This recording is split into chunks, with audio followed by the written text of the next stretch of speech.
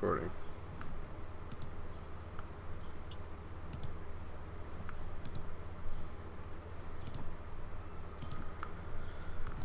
So, previously on Dungeons and Dragons, our adventurers returned back to camp, turned in a number of different objects and articles and information that they had discovered during their travels through the ditches here, bolstering their relations with the other members of the camp and the other dredgers.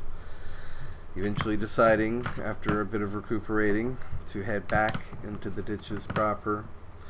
You decided to continue along the path and trail that you had already started to make south of the camp itself, or at least what you are considering south. As you made your way back through the multiple chambers and tunnels filled with gnarled roots and debris, again filled with this kind of rancid, like decomposing smell of flesh all throughout. Some segments almost seemingly slick with, you swear at moments, flesh coats of blood. But as soon as your body ever so slightly adjusts to the kind of almost acrid, humid atmos as you wade your way through these tunnels, as soon as that slight bit of adaptation or comfort comes through, it's almost like it suddenly shifts to the polar opposite, and you feel yourself going through this cyclical loop of discomfort.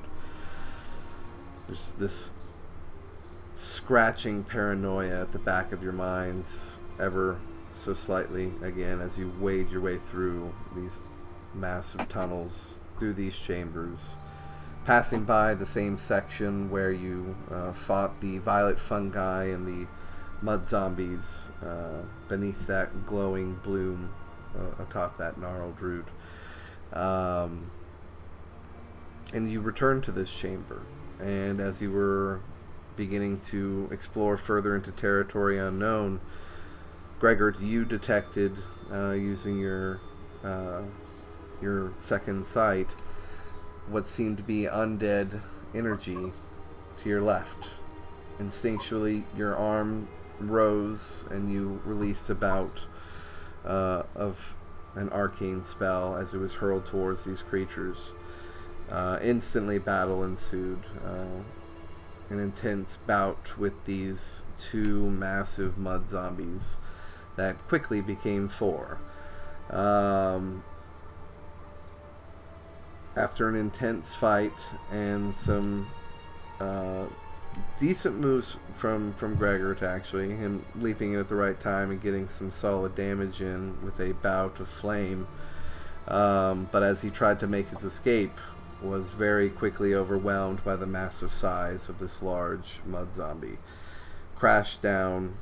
The party immediately, I believe Aram was the only one to notice it at first, immediately booking to his side, trying to provide aid to Gregor.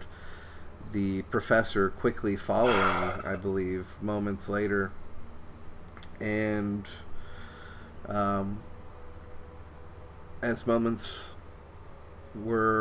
moment was somewhat intense, eventually the remaining allies managed to defeat the foes and quickly provide aid to their friends and comrades, until eventually, after gathering some of their strength, taking a moment to breathe, Borgio went to explore that kind of remaining ash pile, from where the bloom and most of the gnarled roots had fallen down to the ground after being incinerated. And there was a strange kind of flower that seemed to be growing from the ashes. And as Borgio approached, bouts of this kind of combination of is almost an orient white, like a almost eggshell kind of white that would pulse into a bright white light, And each one of these nodes drifted towards our players, helping to restore them to a certain degree. And after feeling more rejuvenated, decided to continue to progress forward into the adjacent chamber and explore further. You stepped into the next chamber, seeing it's, I don't know, the pathways of the earth and the stone kind of lead to this. Again, it's a very unholy, unnerving sight. You can see through a broken section of wall as you're kind of stepping through a long chamber with walls of jet black stone. Not a square inch is not intricately carved with seemingly endless numbers of patterns and inscriptions, giving the shadows of the room kind of more places to dwell.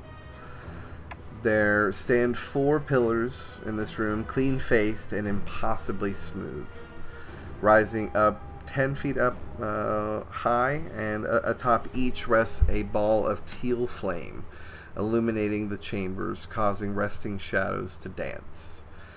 The floor itself is actually carved as well, providing ample and easy footing. Though your steps fall kind of silently, you notice, as each one of you step into the chamber. And as you all stepped within, if you look in the chat, I think it's still somewhere in there, I had posted a picture of the altar that could be seen at the furthest end of the room. The far wall kind of holds this massive window with metal patterns across it, and I believe I had you guys roll intelligence checks last time, and a number of you rolled high enough to be a clever observer enough to deduce that it once stood as a massive stained glass window. But unfortunately, without extensive study, it would be impossible to tell what it was supposed to depict. And beneath that broken window, however, there lied an altar, upon which lied a gold knife and a skull. And Borjo kind of hesitantly, carefully approached the skull and noticed the skull itself had its canine teeth replaced with these kind of sharpened rubies. And the skull was intricately filled with this gold lacework all around its exterior, kind of poured and placed into the the carved grooves of the skull. And as he kind of picked it up, its eyes alit with flame and kind of looked sternly at Borjo, and his jaw creaked open, and a feminine voice spoke out, saying, well, I'm trying to remember her voice. Fuck, what did she sound like? I don't know, like all your other feminine voices. It's just she had a bit of an accent, I think. Okay. English accent. Maybe a little Irish. Maybe, I don't know. I think it might have been that. I don't know. I can't recall. I kind of can recall, but yeah, I don't remember. Well, this is what she sounds like now. Pressure. Oh wow, skin. That's new. Are you here for the challenge? And Borjo kind of, I think, immediately kind of placed her back down on the altar. No, that's where we ended it, right? Yeah. Or she goes, or he did ask something. I think she said, I'm Gustav. Well, that's what they called me anyway.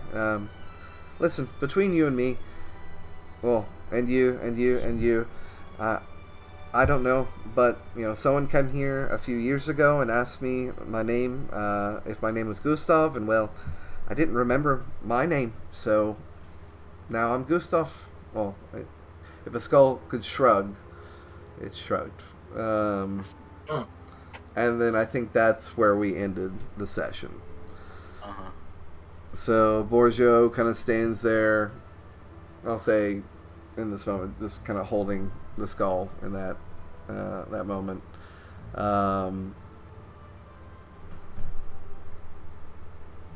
We're in it.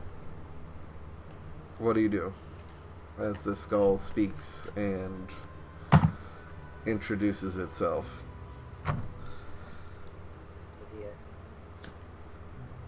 This challenge you speak of. The challenge. It was made to test people, to see if they were worthy of the prize inside the altar, as it kind of like gestures with its eyes. I think it's a sword. Some folks ages ago made me the key to starting it. So if you want to try and get what's in there, just let me know. Just fair warning. I think it'll kill you, or they will. I'm not certain what all happens, but I do know it involves violence. Seems to be a lot of that around here. Good. Magic sword, that sounds useful. Go for it. I don't want to die. Yeah, True. I surely don't either. I don't want any of it. But So should we just skip this and go past it, or? under. No, we're up for a Okay. challenge. What I is think the that's sort kind of useful because I'm magical, and that would help Bourgeois because his attacks are not magical yet, so he's doing damage to ghosts and stuff. I think it'd be really useful. Is all. The Yeah. sword, it's just what's sitting happening? right there, right? So what, Tom? The sword is just sitting right there, right? You just No, is the there's- test. it's a, Willing there's a to dagger. grab it? There's a dagger on the altar, Oh, but the dagger. sword is probably inside the altar, maybe. because that's what Gustav said. Gustav said that it would be inside. Yeah, Yep. I think that's what the folks said. I'm pretty. Who are these folks? They're they were your real doom and gloom types. The black robes and skull face paint, big shiny gold symbols. Ages ago, though, don't really remember much else about them, or Can all I that much about that time, for that matter. look around the room? Does it look like there's been many a fought here, many a death? You look around the chamber again, intricately carved, random, like you're unsure of numerical values or symbols, just everywhere. But the pillars themselves, clean and smooth. You don't see any remnants of a battle here currently. Is there any other freeways or leading out or a chamber besides one? Looking at the map, I would say you tell me. I don't know. You tell me. I'm not. The map can always not like before, but we accidentally assumed there was light. But So that little box with the X But- on it represents a cave-in. This was the yeah. we walked past way at the start. So- Mhm. This tunnel So- actually goes around that way. Interesting. Oh. Okay. So to our right, another tight entryway that will lead us back. So, did you guys have any more questions for Gustav? How long is It's just been a real long time since I've talked to anybody. You know, other than, you know, those few a little while back, but they were, you know, a bit trepidous. Gustav, have you always been a talking skull? I imagine I wasn't always. It's really hard to remember. I've been here. Gods, I've been here so long. Imagine. But, you know, gotta stay positive, right? Right. Right. So, you know, yeah. Give me an insight check. Yeah. Or as you're asking about this, and it's kind of occurring. Best roll. What did you roll? Natural 20. Okay. +1. So we're at 21. Shit. With a natural 20, I mean, it's hard to tell this with an insight to like glean into a skull with no flesh to Yeah, recognize there's no features. cues. It's almost like in the response of the different flares of the green arcane energy of the eyes. Uh-huh. But it's almost like Gustav is like flashbacking to something painful. Like you watch it almost like wince. In that moment where it's like, I've been here so long. I mean, it's pure melancholy. And you watch as it almost kind of like, if it could shake its head as it shakes its eyes. I mean, yeah, like I said, it's been a long time since I've talked to anybody.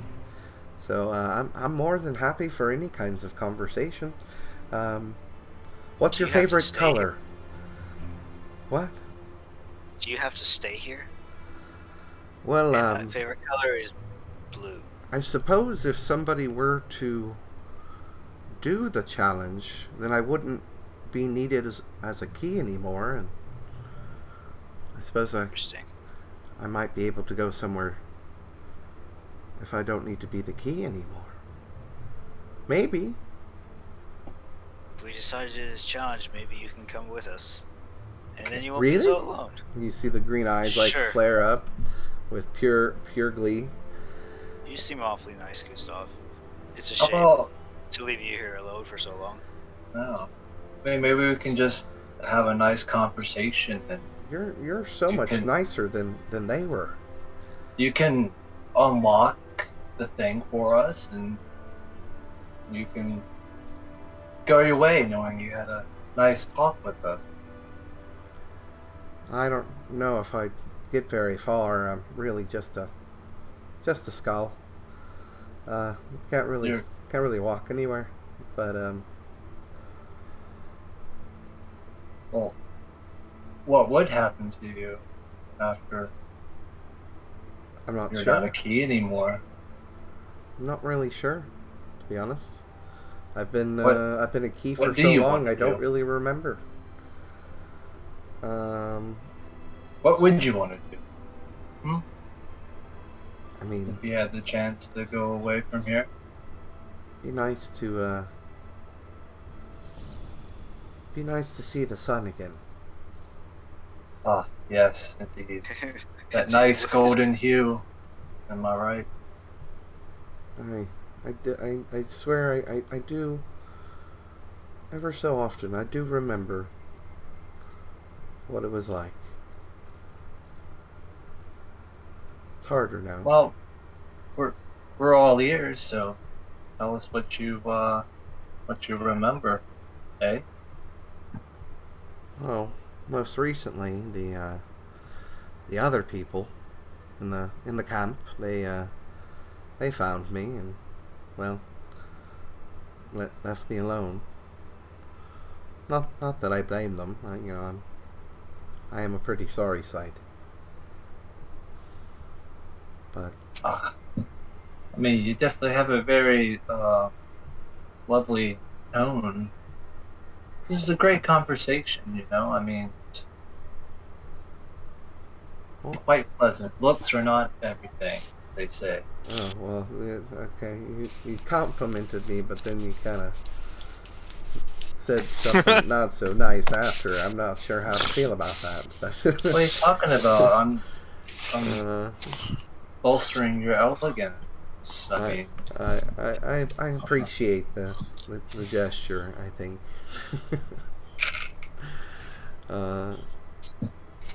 So, if so they just left you alone here? yeah, I'm the key for the challenge. Ah, Well, let's beat this challenge, and then you can come with us. That would be wonderful. You got any hints? It's I think it's violent. Violet? Somewhere like between stubbing your toe and getting beheaded. Damned if I know. It's honestly. kind of broad, Gustav. I like those odds. Let's go.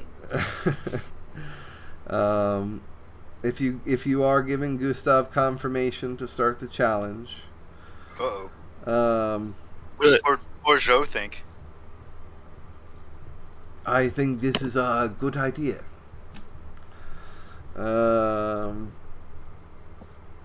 Gustav kind of chimes in.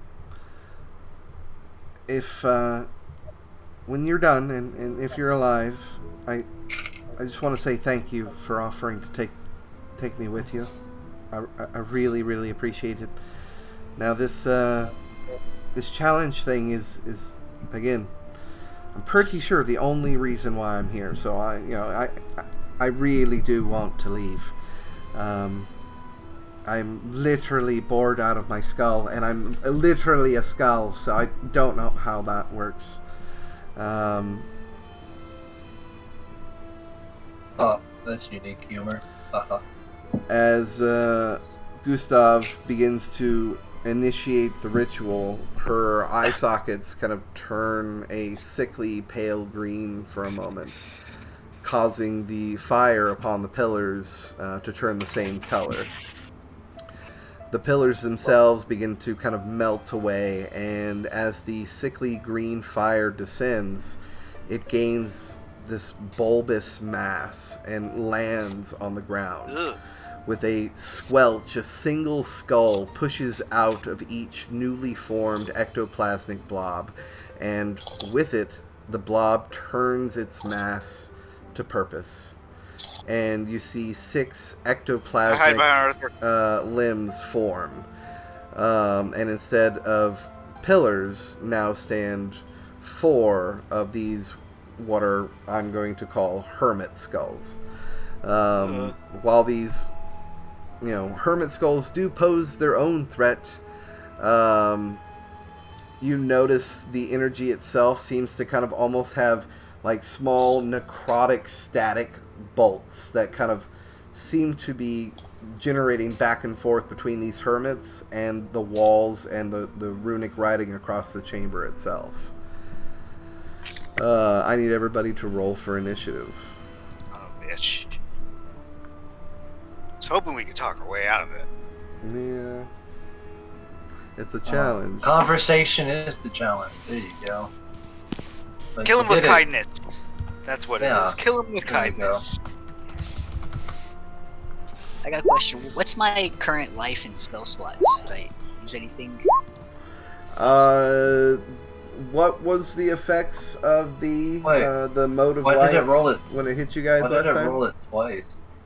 We had a long rest. That's what I Yeah, thought. long rest. So you should be at full hit points, and I think you should have full spell slots. Although I think you don't have any hit die. Or no, you have one hit die. Oh, excuse me, guys. Sorry. Because we short rested and Yeah. then we got a long rest Yeah. in combination. Because I remember I rolled the hit dice and then gained my hit dice back from the long rest. Okay. And got the HP from healing from the long rest. I'm not at full HP, but I'm like pretty close.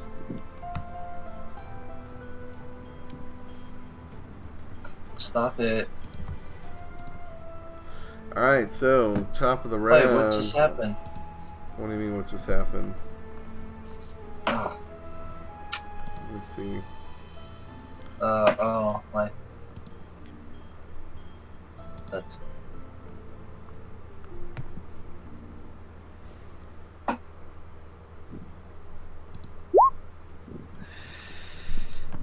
Looking. Probably not going to find what I... Oh no, I went to go click on the map, and as soon as I clicked on it, the whole thing just canceled itself, and I was like, no, why? There we go. Yeah, for some reason, it rolled my initiative twice, but the first one's 16. So. I'm tracking. No.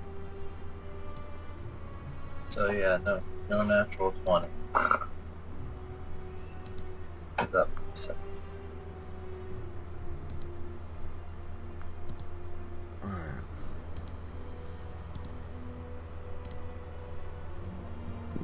Deep. Yeah. So there's 4 skulls and a ectoplasm monster. Is that correct? No, the skulls are kind of made of this ectoplasm. What just happened? Ugh.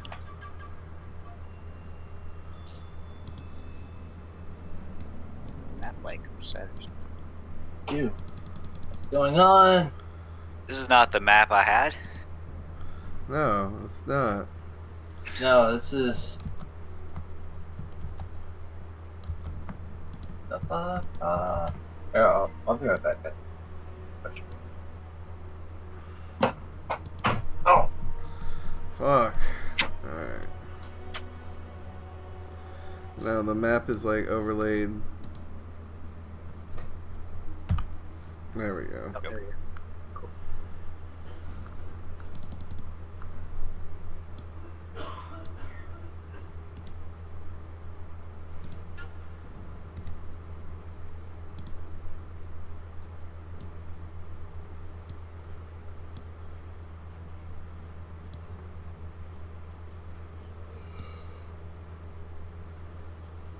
Let's see. Arm had to have been up here. I would say.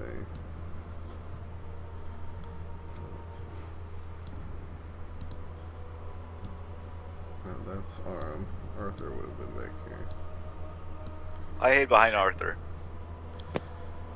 Would it be alright if I turn my detect good and evil on for this whole thing?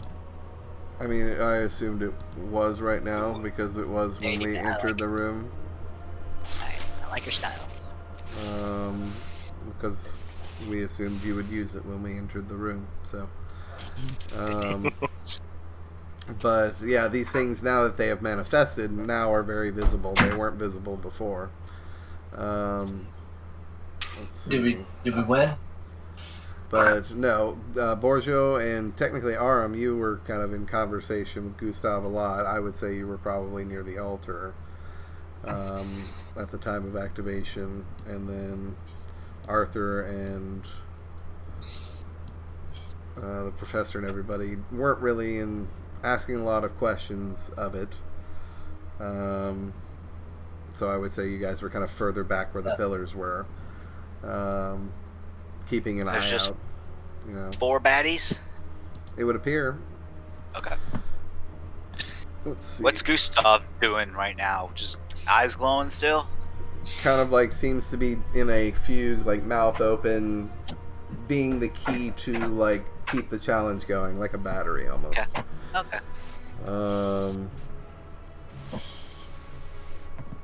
So, with that being said, first in the order is Arthur. Did you roll for Borjo? I did not. Yeah. And, What did and Arthur also that natural 20 is not it. The first roll was a 16, so I'm Borjo not first. has a +2. So we got an 18. I had Nice. 21. Yeah. Nice. So D's would be first. So Who has yeah, the higher dex between Arthur Borjo? has a 23 in his total initiative. No, Archimedes had 21. No, that as I said, that was an accident.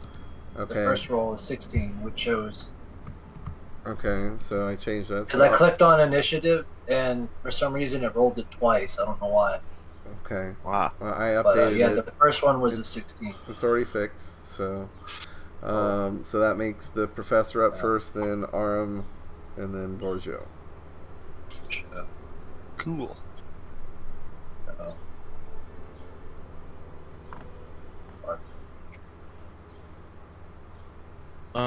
Okay, so I'm going to Sacred Flame.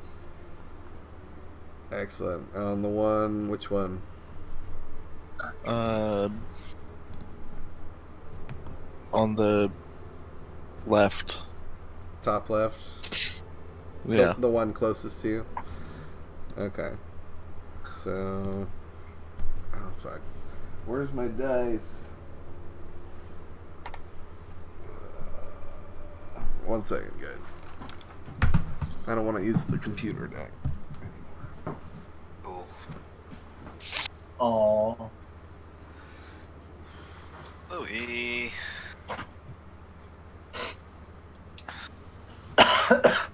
We really need to have ad breaks for this time.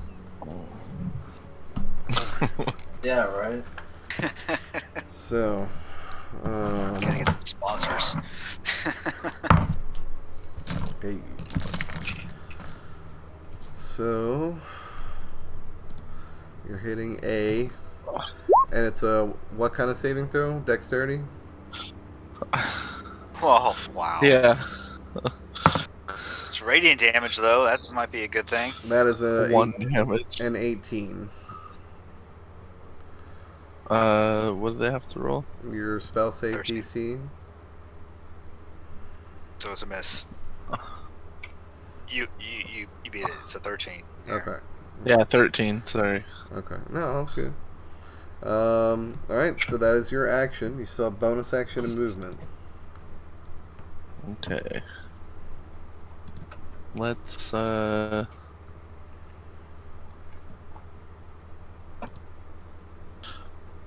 Let's unarmed strike it. So, I've actually been doing some research into that. You can Why can I not do that? You can only two-hand strike if you melee attack with a light finesse weapon for your Okay. action. What can I do as bonus actions? If you And go, using Cast a a cantrip. spell, a bonus action spell, or you can like disengage, maybe. No, I don't know if you can disengage. Just So I can No. use a spell. yeah, because Disengage would be technically an you use the action cantrip for for your action, so you can still technically burn a spell slot. like you can. Yeah. If it's a spiritual bonus weapon. action one. No. And I have a question. Under my features or whatever, it says that if I cast a spell, then I can do my Eldritch Contagion as a bonus action. Is that Yeah, the so- exact? So- Is that the exact verbiage? Is if you cast a Yeah, spell? right.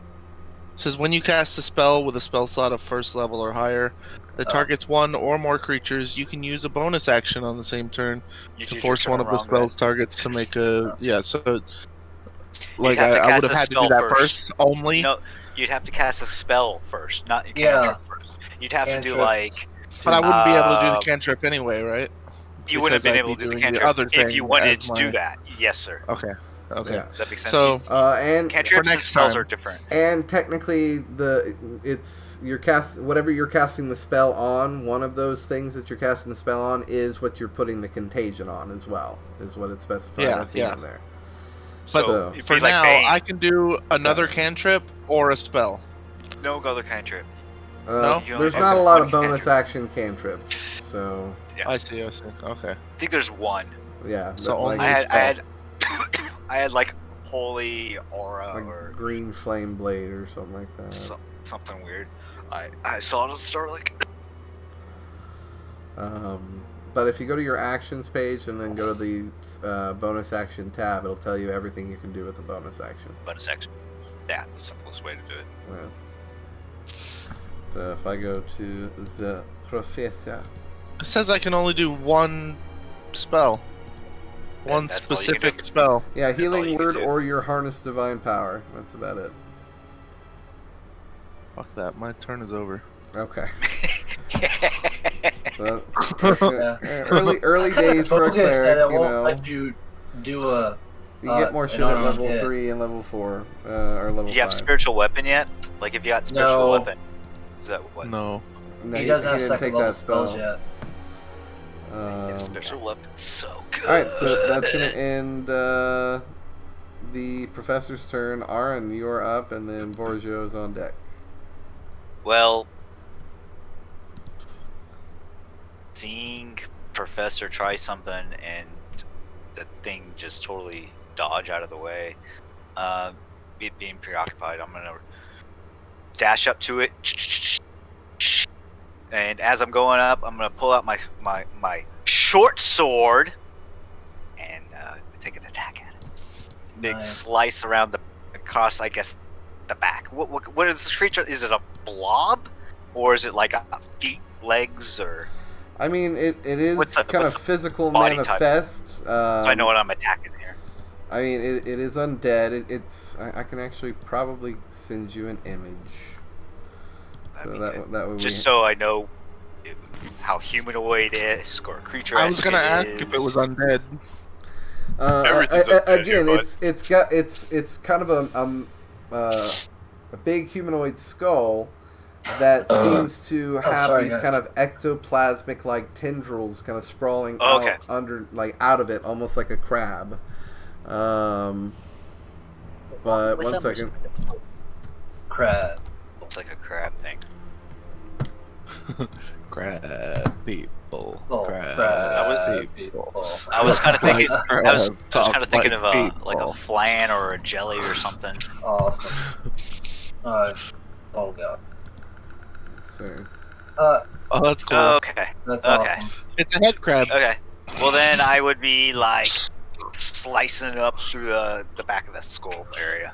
All right, just trying to, even for you, it's a relatively tiny creature, so you're running up to it and trying to hit it. So go ahead and give me an Yeah, attack roll. Attack roll.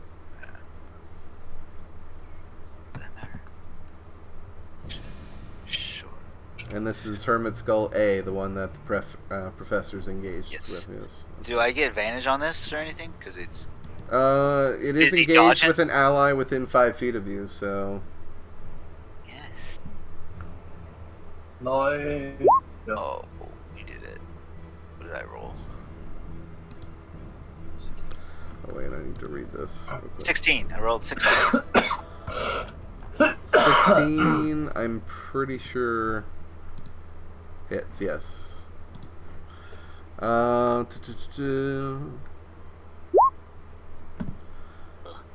damage. That was a bad sneak attack roll. A great attack roll, bad piercing.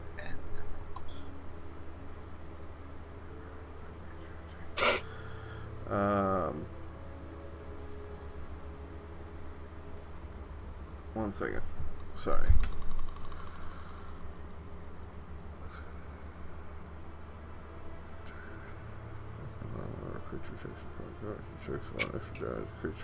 To another creature adjacent. Okay. When These things got effects. the altars lid cracks, allowing access to what lies inside. Okay. Sorry. extra. But no, nothing happens. You run up, you slash it, your short sword across it. You see kind of a gash of bone kind of fly out as you chip your blade through the top of the skull. You can see another bit of ectoplasmic tendril kind of extending out from the now cracked hole, doing 9 points of damage. That's going to be your action. And so some of your movement. Can is like 10 feet I? of movement. Okay. I'm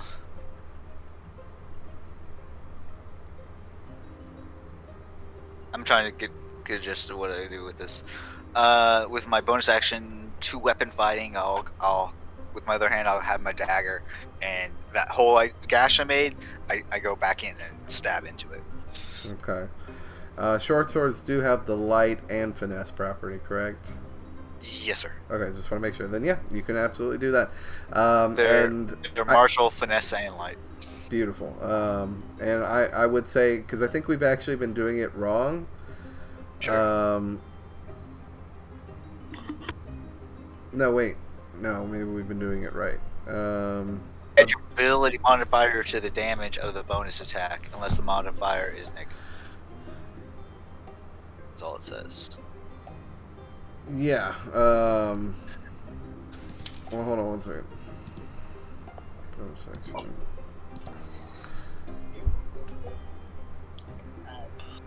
You don't add your ability modifier to the damage of the bonus attack. Okay. So that, and I'm pretty sure you don't add the modifier to the roll because there's a feat for that. So it's just a straight D20. So that means we've been doing it wrong, and we're not supposed to be adding the modifiers to the damage. So it's literally straight D20 roll and straight damage die roll for So a 2-hand D4. weapon fighting. Yeah. Okay. But that's Here's my my bad. D20 I roll. should have researched it. Yeah. A The- 9? Only if you have the Does 2 fighting Does the feet. 9? A Do I hit with the 9? A 9 doesn't hit. You kind of go, So and I miss. it kind of scrapes across the top of the skull, but it doesn't seem to have as much effect as the initial blow. Advantage. I wouldn't say that it's quite flanked yet. Technically, it's supposed to be opposite. If you want to be specific, but he did have advantage, or not advantage. He had sneak attack, even though he didn't have advantage because he was engaged with it within 5 feet. So that's bonus action, 10 feet of movement.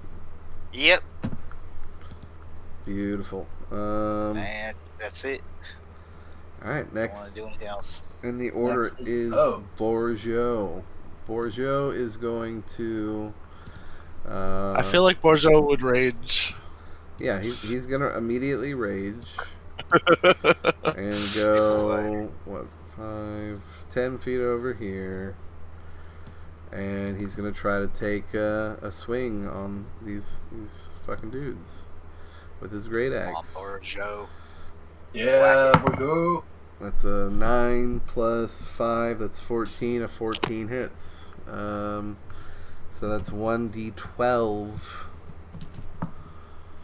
plus 3. That's 6 plus 3. That's 9 points of damage. That's a solid hit from Borgio on Hermit Skull C. So 9 points. View miss. One second here. I need to put on something more appropriate. There we go. And a throwback to the balance campaign. Oh,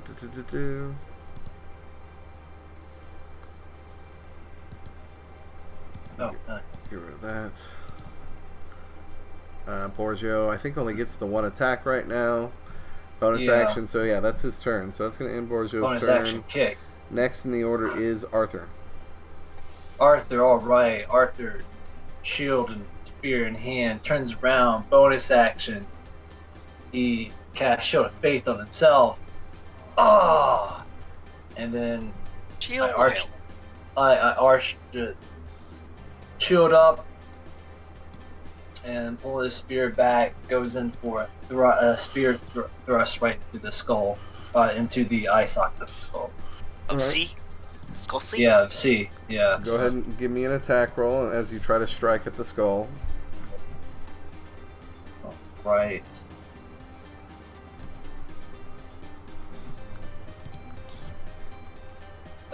Yeah, 21 hits. 21 hits. Speedy.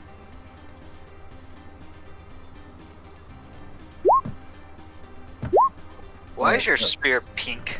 Why is your his text says spear? Is, Yeah, that's. What Does did I he- roll? I don't know. Was it 7 points of damage? 7 points? Okay. I think Yeah, double different fold. weapons have a different 6 color. plus 1, bam. So, and yeah. Strike, I thrust it forward, and have it back. You clip and actually almost like tear off the furthest outer wall of the eye socket. As you jam it through, you start to see another kind of vibrant tentacle kind of start to stretch out from that side where a new hole is revealed. It looked like you hit it pretty hard, but it's still standing. All right, and yeah, that's bonus action, and I have no movement. I'm not gonna move. Shield of Help. All right. There we go. Next in the order is the Hermit Skulls. So, Hermit Skull number A. Hermit crabs. My Ha! AC is 20. Ha ha! Yeah. Got it. Yeah. I got it now. Ha ha! Hermit Skull is going to Took me a bit. It's like Larkin.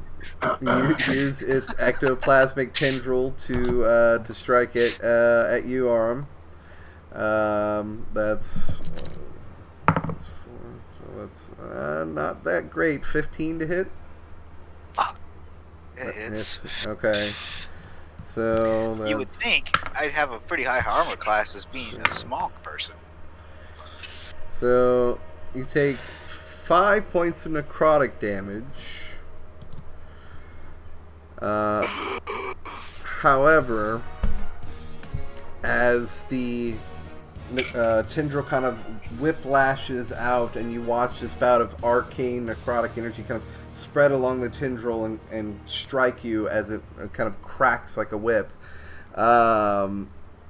you see that same kind of staticky necrotic energy that you saw kind of flecking between the ground and ruins around. As that necrotic energy manifested, the ruins on the ground where you stand illuminate, almost amplifying the effects of the necrotic energy that you're feeling there, and you take 1 extra point of necrotic damage. 1 more damage.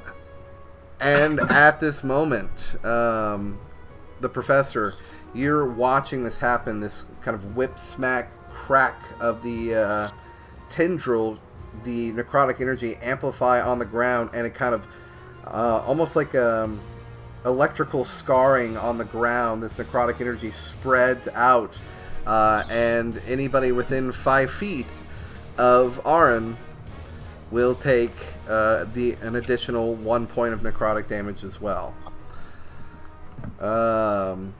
As this, I'm taking damage. correct. Yeah, 1. 1 point. Okay. As this kind of necrotic arcane scar sprawls out from the ground.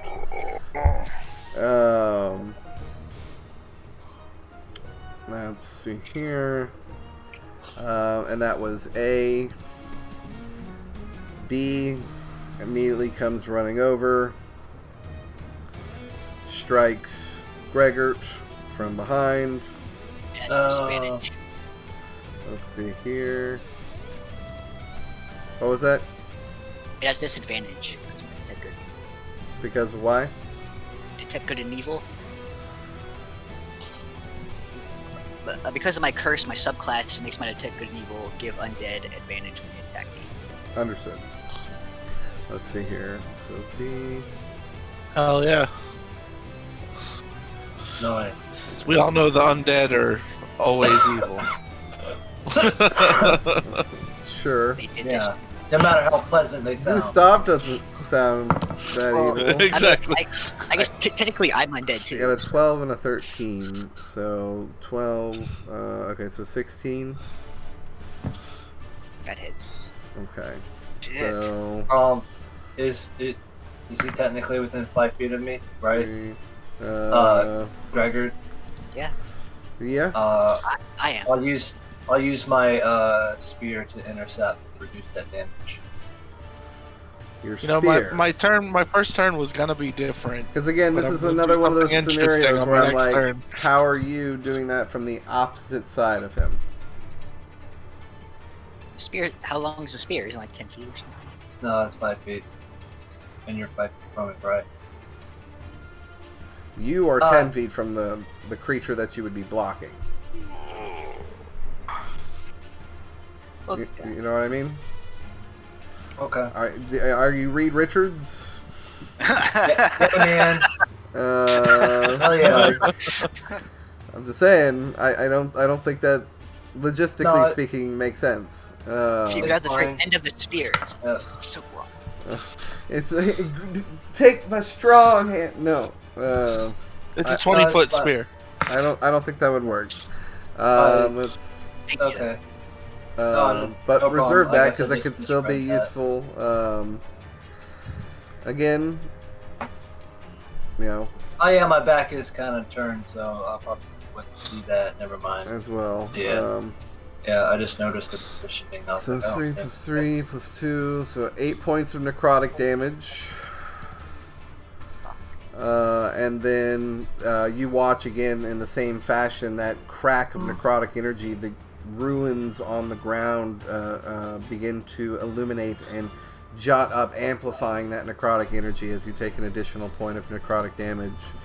And technically, Professor... Who took this damage? Gregord. Okay. But you, Professor, and you, Arthur, are within 5 feet of Gregord. So you will take 1 point of necrotic damage as the kind of electrical scar.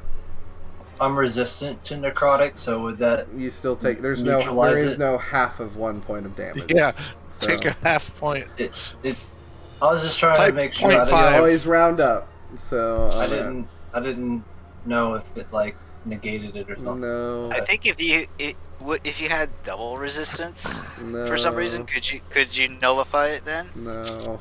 You always round up. 0.25 rounded up is still going to be 1.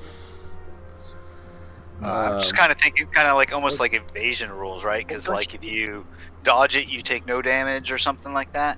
There is no double resistance, just like there is no double advantage. If you have 3 advantage and 1 disadvantage, you still have a straight roll. It's not Pokemon. No. That's the rules of 5e. Take it up with Wizards of the Coast. Alright. Rolls are meant to bend. Is it my turn yet? Hold on. Sorry, I got distracted. It's Frogman. Yeah. Gregor. Probably the other skulls. Yeah, so this is gonna be Skull D's turn. It's gonna take 2 attack, or 1 attack, sorry, it only gets 1 attack. Disadvantage. Shit. Disadvantage 19 or a 17 plus 4, so that's a Shit. 21. Dead. 2, so 6 points of necrotic damage, whip crack, and then the 1 point of necrotic damage as it's amplified from the runes on the ground. Okay. Well, I'm down from the 6, so how does that work? Is that I would say that that's a singular failed death saving throw. If you take damage while you're unconscious, because it is considered separate damage according to the guide here. So that is 1 failed death saving throw. Gotcha. Let's see here. That was D, and so C is going to try to strike back at. Yeah, I'm going to say it's probably going to go for Bourgeot. Bourgeot's the one that hit it the hardest at this point. Yeah, that just makes sense from what I'm showing here. So, he's going to take a roll. 16 plus 4, that's a 20 to hit. I'm pretty sure that hits for Bourgeot. So, Can I use my reaction to intercept? I would He is say with pushing where me you are in the at, sight. use in your line of sight, absolutely. Sweet. So yeah, I see that tentacle come and I thrust my spear towards it, try to like deflect it, reducing the ferocity. Oh, the amount of damage it does? Yeah. So here, let me. So 7 plus 3. So that's 10 roll. points of necrotic damage. Here, let me see how Plus much. the 1 from the burst of energy. So how much do you reduce that? 4 plus 2, so 6. I reduce 6 points of that damage. Sure. And that doesn't have to be for I a melee attack, right? Yeah, let me read the feature again. I just want to double check. No, yeah, hold on.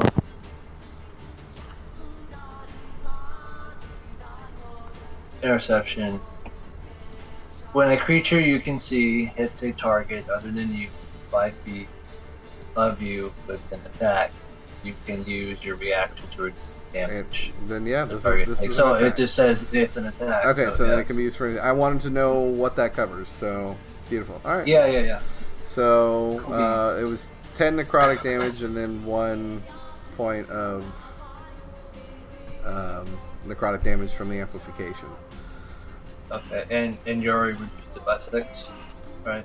I did not remove the 6, so that's going to be 4 points of necrotic damage to Gotcha. Bourgeot plus the 1, so 5. That brings him down to 23. And If anybody could write that down. you said the waves echo, so that means I get hit too, right?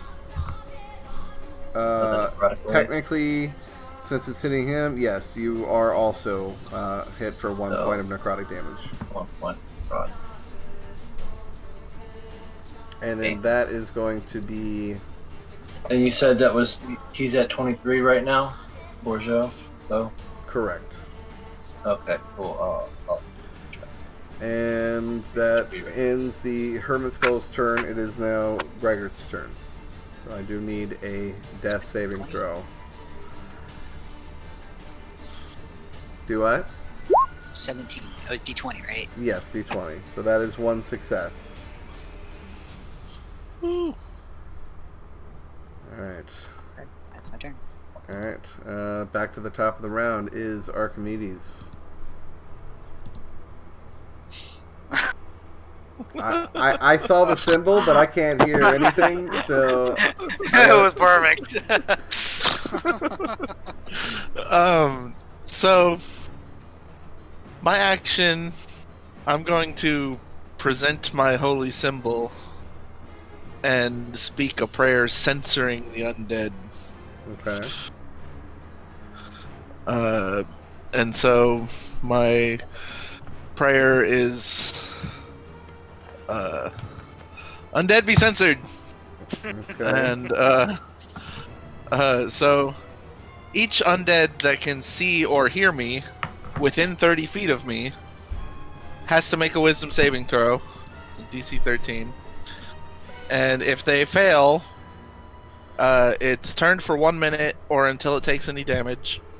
A turned creature must spend its turns trying to move as far away from me as it can, and can't willingly move to a space within 30 feet of me.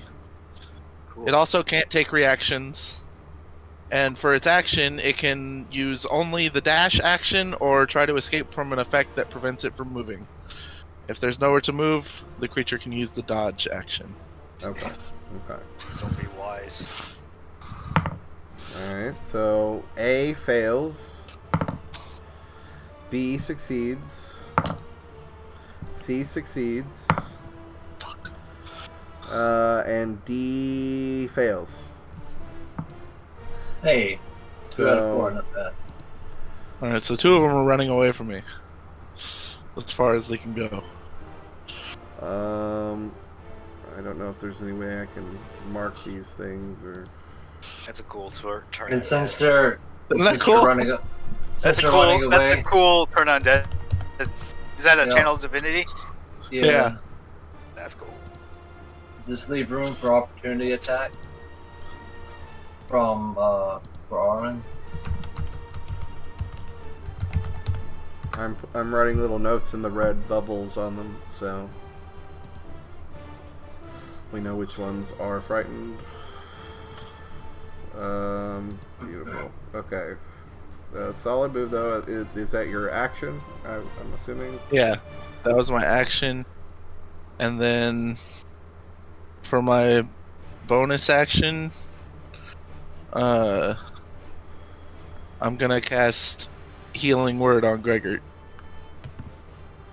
So what is that healing word? What does this look like? The Healing Word is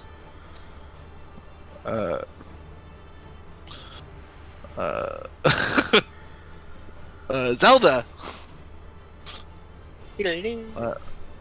Alright. And you are healed. Should be like carbon dating. Healed 6 hit points, Gregor. Can't do that. Yes. Action. Beautiful. So that's your action and bonus action. You still have movement. I'm not going to move. Alright. Okay. During, I have a thing. It says no action required. Call it Divine Sangromancy. Says the blood of, since I got blood of angels, all that stuff. Yeah. It says whenever an ally creature within 30 feet of you regains hit points, I may spend one of my hit die to have it. Heal that much too. Yeah. So The same amount? I can expend one of my hit die, which is a 1d10. Do you have any hit die left over? Yeah, I have one. Okay, then yeah. So yeah, bam. So here, let me roll the That's pretty cool. d10. You gain 5 hit points Nice. added to whatever you did. I'm at 11 out of 14. Thanks, everybody. Yeah, man. For sure. We're not out of this yet. Not out of the block yet. Beautiful. So that would be the end of the professor's turn. So Aaron, you are up. Shit.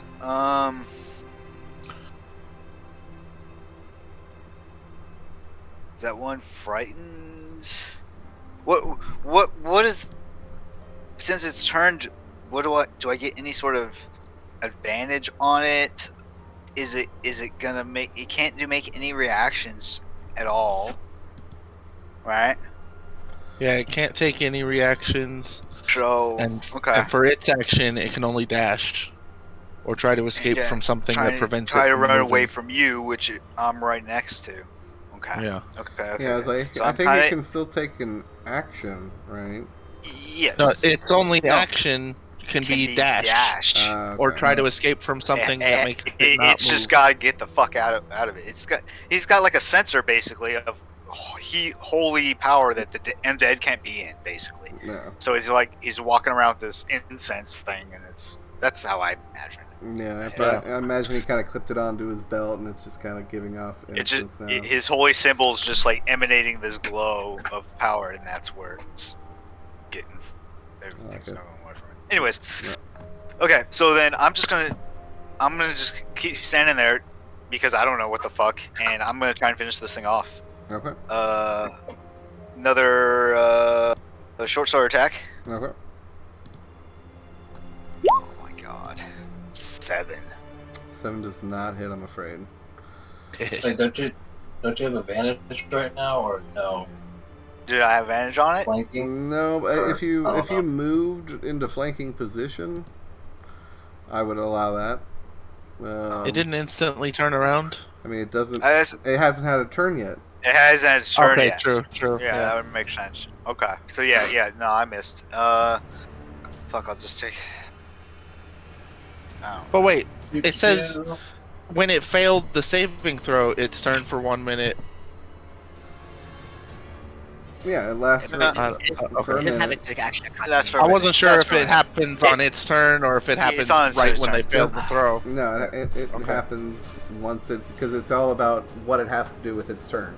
So Okay. I'll just roll another attack, another swing. Oh, okay, God, 9. 9 misses does again. not hit. I'm afraid. Motherfuck. Okay, I'm just freaking out here. Damn tentacle. That's my turn. All right. So that's going to end Arm's turn. Next in the order is Bourgeot.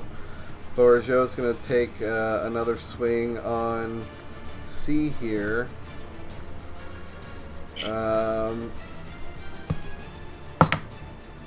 That's an absolute hit. You better kill the damn thing. That's 3 plus. I think it does 3 damage, so 6. Yeah, with one. Something from his range? One. Does he get something from his range too? Oh yeah, he does get an additional, I think, +2 to damage. So it's Yeah. So yeah, no, he with one fell swoop comes down with his axe and fucking clefts it in twain as you watch the ectoplasm goop splash out right in a fountain-like fashion as that is moving no more. Nice. Beautiful. Alright, so that's going to end Bourgeot's turn. Oh, actually, no. He's going to try to run over 5, 10, 15. Because he's not the sharpest tool in the shed, and he doesn't realize this thing is frightened. Damn it! He's supposed to That's attack good. the other one. You need to get opportunity. No, that's Maybe fine. No, opportunity. that's good. We got to get damage in on him anyways. It can't react. True. It can't do any sort of reaction. So him being wherever he needs to be is fine. Exactly. And that's going to end Bourgeot's turn. So, Arthur, you are up. Sweet. Arthur, as sees the other one get obliterated, he pivots and goes for the one. Oh no, I can't do the ping. You The gotta one hold that it.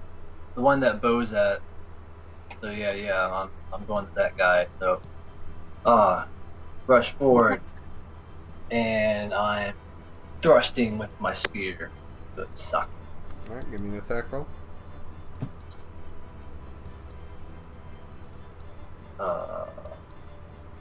Come on, wake up. I swear this music sounds like Final Fantasy. It is. It says Journey's End. Oh yeah. Sorry, it's inspired by Final Fantasy. I'm like, Seriously, dude, I keep trying to tell you, like, now that we're done with that campaign, you should go and listen to the podcast. It's really fucking good. Griffin composed a lot of music for it, which is really good stuff. So, what did I roll? 6 plus 1, 7. 7 does not hit, I'm afraid. And, no, it's a Oh shit! No, sorry, that was the damage. Oops, I forgot to roll Yeah, a hit. I'm waiting I'm for sorry. the roll to hit. There, yeah, dirty 20. That 20 hit. hits, yes. Sweet. As I hit it too, a little bit of Divine Smite as I thrust forward and just go ha. I will Divine Smite it, so I will add Shit, how does this work? I think it's like 2d6. So or sweet, something. Divine Smite. It does 2d8 plus an additional 1d8 on undead, so I get to do 3d8 Okay. radiant damage. So let's do 1, 2, bam. So 15 points of radiant damage and 7 points of piercing damage. So they go, ha! Yeah, how do you want to do this?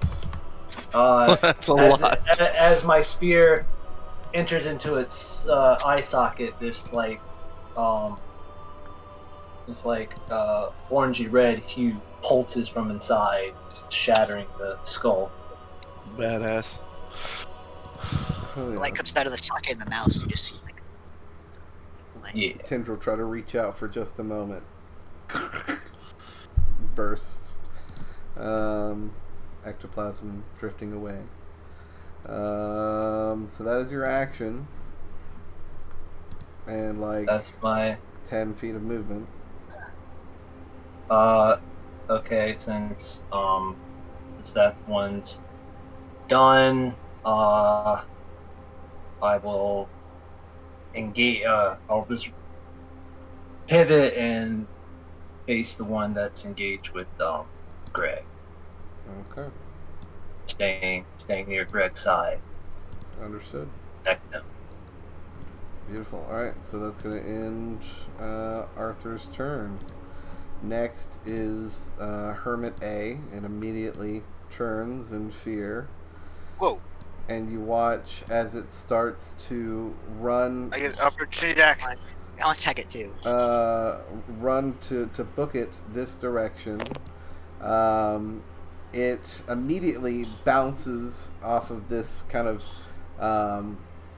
barrier that manifests as he makes contact with it. You see this kind of arcane green pale energy that seems to manifest, that almost seems like an extension of the runes traveling perpendicular to the floor, creating this arcane barrier. But you each try to like swing trapped at in it. here. Oh Oh shit! Until the challenge is over. Freaking. Do I get to roll with my ability score, like stuff like that? Unfortunately, it is unable to leave your area of opportunity attack, so you actually do not get an attack of opportunity. However, the professor and Greg may take attack of opportunities. Sneaky, sneaky. And How no, do I it do that? literally went the exact opposite direction from the professor. No, I get it. No, it's totally fine. No, it's totally Uh. fine. It's what it was supposed to do. I get it. You guys How do wanted I to do use an attack battle of opportunity? mats. 16. Oh no! I'm all for this, Aaron. I'm so for this. This is good. Good. So, Nice. so Professor, you said you took an attack of opportunity. Yeah, how do I do it?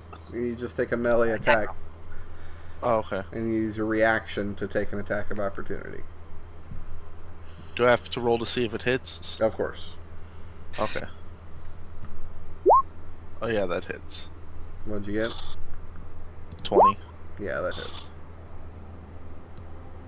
And 7 damage. 7 damage on. Alright. It looks incredibly rough. I mean, it is dropping ectoplasmic goo on the fucking ground as it trails away. You go in for an attack, Gregor. Go ahead and 16. for melee attack 16.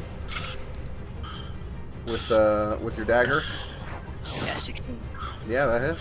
Guys, this is Amelia Pond. Aw, super cute. Oh.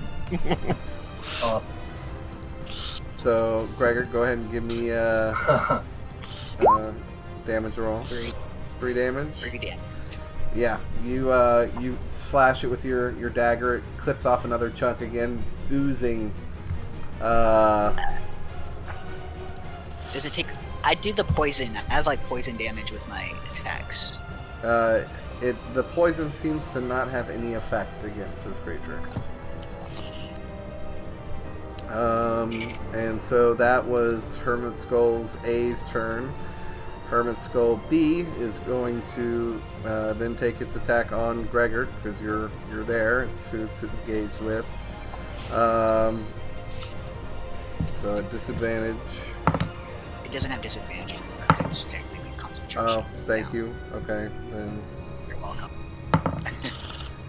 So that's 19 to hit. I'm gonna use my reaction to intercept, Okay. reduce the damage. I'm Okay. like, I thrust forward my spear as the tentacle comes out, and I'm like, no! So Try to that's- pin the tentacle down. That's, let me roll d10 here. Okay. So 7 plus 2, 9. So it reduces it by 9 So points. it would have done 10 points of necrotic damage. So it does 1 point of necrotic damage. And how many times can you do that in a long rest? It's the interception feat. So it says as long as I have a reaction. So His reaction. so now I have no reaction You have until next round. where'd you get the feat from? It's part of my fighting style. Interception. Oh, okay, interesting. Yeah. It's like it's very sporty. I yeah. like that. It's It's like Sentinel, basically. You know, you can use Sentinel. Yeah, but Kind of, Sentinel's yeah. like a proper feat. Yeah. But it's akin to Sentinel, basically. That's fine. For his fighting Yeah. style. But you take 1 point from the initial damage, and then of course the runes light up, and you take an additional 1 point of necrotic damage, as Okay, well as Arthur, Arthur and the professor. Dang. Ouch, ouch. As it spreads out. Ta-da! But B is still looking strong and unscathed. So, but that's going to end their turn. Gregor, you are up. Hey. I guess I will cast Chill Touch on the one that just attacked me. Okay. So that's a Constitution saving throw. No, it's just an attack roll. Oh, okay. 21. 21 hits. Yeah. Voice. Nice, 8 damage. That Hell with yeah. disadvantage. Yeah, it's a ranged spell attack, and you are within 10 feet. So thank you for reminding me. It does have to be a disadvantage, but yeah, that still hits. Yeah. Nice. I got this. Beautiful. So 8 damage taken. You watch as some of the ectoplasmic tendrils, as it's kind of moving, preparing to strike, are like snapping and breaking off, and it's having to grow new tips to the tendrils after the onslaught you just gave it. So it's a solid amount. So that is your action, and like half of your movement to get up. So Yeah, that's it. But it did says if you hit an undead target, it also has disadvantage on attack rolls against you next turn. So it'd have disadvantage. good to know. But that's Hey, it doesn't. that's pretty it cool. doesn't- Nice. Wonderful. Wonderful. Yeah, that's it. I'm just gonna stay there. Okay. So next in the order is the professor. By the way, guys, we got less than 3 weeks until Final Fantasy 16. Just wanted to throw that out there. I had no Good idea to this was on. Yeah, I was June like, 22nd. I didn't know there was another one in development, or I think I remember hearing something about it. I I- just haven't been following. I haven't followed it, but I've heard about it. Yeah. I'll looks pick really it up good. when it's on PC or something, probably. Yeah. Boo. Yeah. PS5 forever. I Anyway. don't have a PlayStation. Professor. So, let's see what I do here. I'm going to.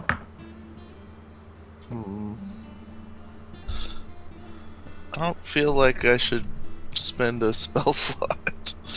Yeah, I don't. Oh, use So, a cantrip or Yeah, I'm Sure. gonna try. I'm gonna try my Sacred Flame on. Dexterity saving throw. I suppose it's the one that's running away. It makes sense. Yeah. I don't know. If you want to kill the one that can fight. That Yeah, is true, a, but I feel like I'm gonna hit you.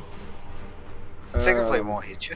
And Sacred Flame just targets the Mechanically, target. no, but I think magic is also sort of a new thing for the professor. Okay. So I think narratively it makes sense. Gotcha. Not to mention that one is looking super rough, and I'll let you know right now it failed the saving throw because I already rolled the die. Oh, Um, sweet. So, 6 points of damage. Yeah, how do you want to do this? Hey. Sitting there Um, scraping and scratching up against the arcane barrier that seals off this chamber. Let's go with a blue flame. I hold it out in my hand, blast it out, at the skull and kind of wraps itself around and then disintegrates it. Flips, lands on its back. The tendrils kind of curl in and then dissipate into ash. Cool. Yeah. Beautiful. Excellent. So that is your action. You still have movement and bonus action.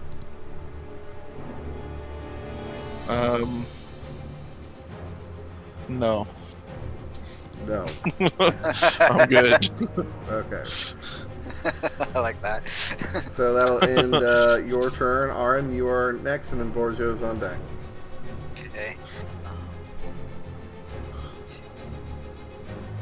I want to go 5, 10, 15, 20, and then 25, all the way to the back side of this little thing. Run in and I go wanna to a give it- full-on baseball slide and pop up. Yeah, exactly. And give it a good old slash with my sword again.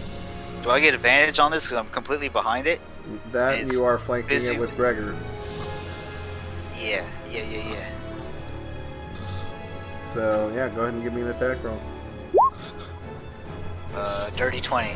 There's 20 hits. God. Finally. Nice. All your other rolls have been single digits. You gained your footing. Damn. 10.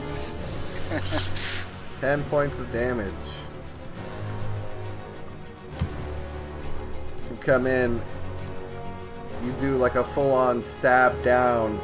As you do, the like forward, like 1/4 of the skull kind of chips away, and for just a moment, for the first time, you're kind of seeing what appears to be like an ectoplasmic shape of the skull with this kind of spectral eye floating in that that ectoplasm that kind of spins around, focusing, and then looks at you. Still standing, but looks pretty fucking rough. Then I see that eye and I make one more attack. All right. Oh man, it was almost a natural 20. For 14? You do have advantage on the attack roll. Oh, because you're shit. flanking, True enough. but it's just straight Wow. D20. Oh, 11. So 14? 14 hits. Alright, so dagger. So 1d4. Da-da. Come on, hit that eye. For 1. Nice. Hey. You scrape the and chip away a little bit more of the skull, but it's still standing. I missed the eye, kind of. Yeah. Beautiful. Excellent. And Into my turn. That's all my movement and bonus action. all right. So Action that bonus. brings us to Borjo. Borjo is Thing's going dead. He's pretty fucking rough, that's for sure. Borjo's coming After in. Borjo's turn. Yeah, probably. got Borjo's that. going to take a swing. That's cocked. Yeah, 16 plus 6 for him, I think. He needs a catchphrase. No, it's plus 5, so 21, that hits. And he rolls a d12. Plus 3, that's cocked. So 10 Does he points get- of damage. Yeah, he comes down Plus with his one rage fell damage? plus his rage damage, yeah. He comes down and with one fell swoop literally Yes! splits this thing in half, and it moves no more. The skull pieces clatter to the Yes. ground, and the ectoplasm begins to evaporate and dissipate. The kind of we're gonna extended mouth that's gaping with this light projecting, the eyes illuminated there on the altar. You watch as Gustav's face laxes as much as a skull can lax, and her eyes return to that same kind of more gentle and kind greenish glow that they had before. Is everybody okay? How'd we do? Yes. Yeah, good job, everybody. I thought we were gonna die. Is anybody hurt still? I mean, I'm at half HP, but I'm 9 out of 14. I have a hit die, so. I touch. You hear As you say this, I place my hand, one on Aaron's shoulder, one on Greg's, and I'm like, "Fine job, fine job." you great. hear this And then stone on I stone release- grating, Casey, I don't know. as the altar itself begins to open up as the stone splits. revealing a vibrant-looking longsword, adorned with a golden sun sigil that kind of matches the one that you saw. That reminds you very much of the one in the penumbral vestibule.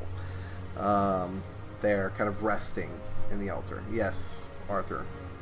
5 points of healing went to Aurum, and the other 5 went to Greg. Great.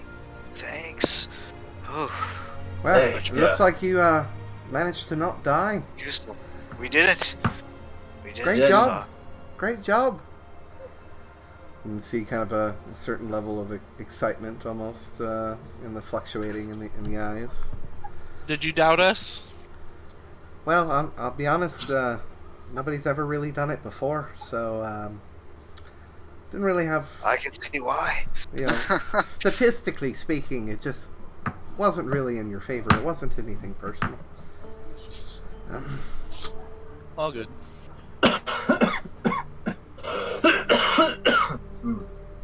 You all right there, Arthur?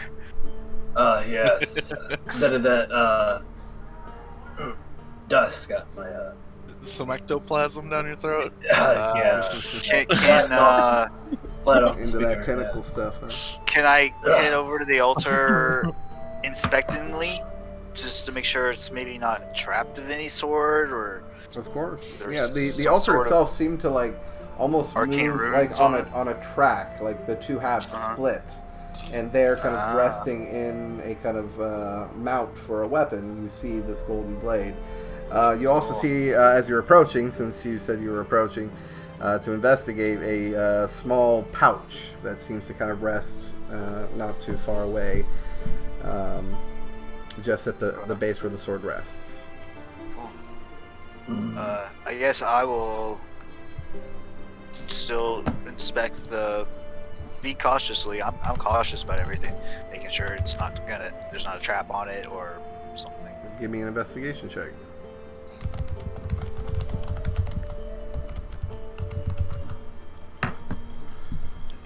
Investigation. 14? 14. It does not seem to be trapped. Alright, well, I guess I will go and pick up the sword. Alright. Make sure. It's probably a long sword, right? So it's big, so it's probably really heavy. It is I big. probably You gotta pick it up. Like, Borjo, this might be more you or Arthur. As you do hold it, not for me. do you have proficiencies with longswords? Me? Mm-hmm. I do.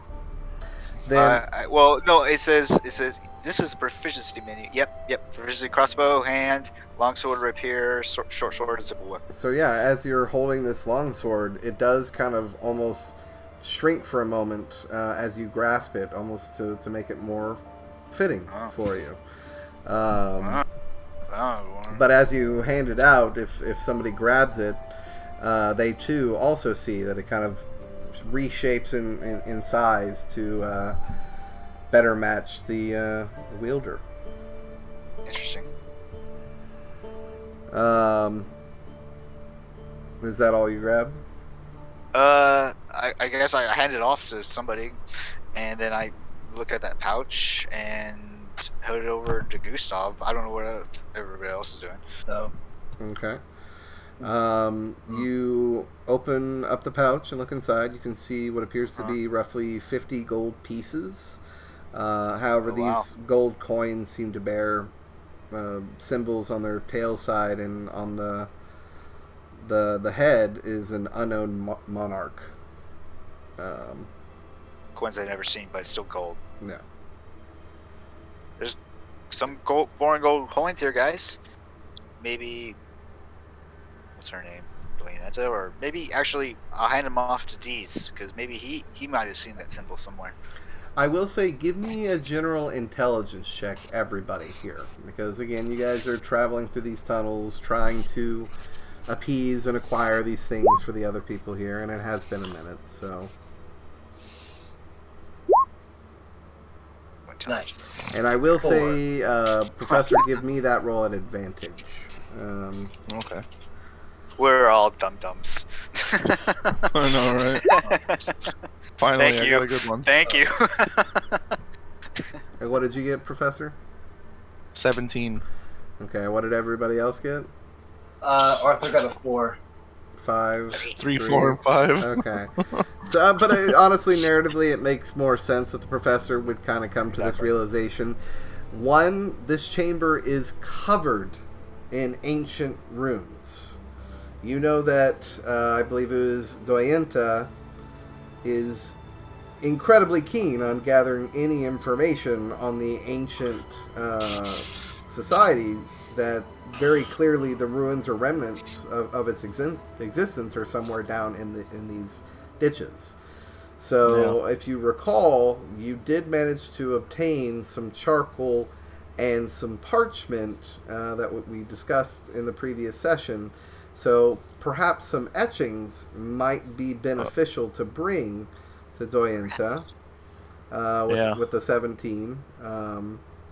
I will stress, Gustav, you've overheard the conversation with Gustav and Aram. She's mentioned that she's from a time where these ruins may not have been ancient. Clearly a little not all there and doesn't quite remember everything, but doesn't mean couldn't be a source of information if enough questions were prompted. So that alone is a big thing there. I will say, though, give me an insight check as you're having that realization, Professor. All right. Do you a light appear above your head? 21. Shit. Yeah, with the 21, you do recall Gustav mentioning something about the other people in the camp and them not necessarily... that they left her alone and that they were a bit trepidatious about Gustav. Clearly Gustav didn't take it personally. However, that with that 21, you do remember that part of the conversation as well, 100%. Also, while you're kind of looking around at these ruins and after the aftermath of this battle, you look at the beautiful kind of metal framework along the wall that's behind the altar here.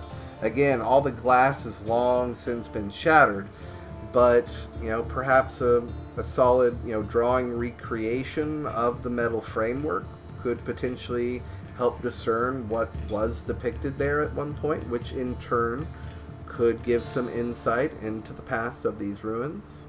And so you do get that with the 17 as well.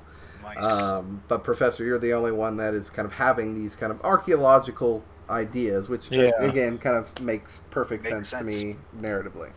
So I start drawing. So you pull out some parchment and start trying to draw out this framework. I'll allow you to either make a performance or a sleight of hand check. Can I help him? You can if you can tell me how you are helping them. Well, I'm not very tall. Mm-hmm. Maybe he can put me on his shoulders, and I can get some stuff that's higher up if he needs higher etchings that he can't reach. Oh, you're and talking also, about the etchings. Okay.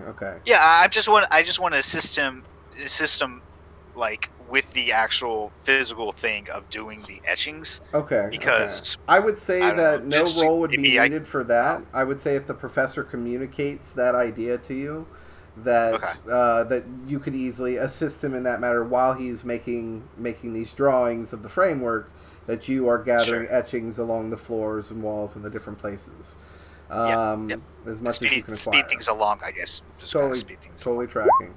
Because I'm a little dexterous with my hands and stuff like that. Gotcha. So. But with the framework, this is going to require a bit more meticulous touch. Arthur's kind of out here, I'm assuming, kind of pulling a Aziz lights, moment as he's kind of trying to light up the metal framework. As you're trying to draw it out, Professor. And then, Gregor, how are you kind of contributing to the gathering of this ancient wares? If the professor relayed all this information. I'm not really sure how I would help. I guess I would just keep a lookout for anything like trying to advance on us. So For good sure. and evil's up again.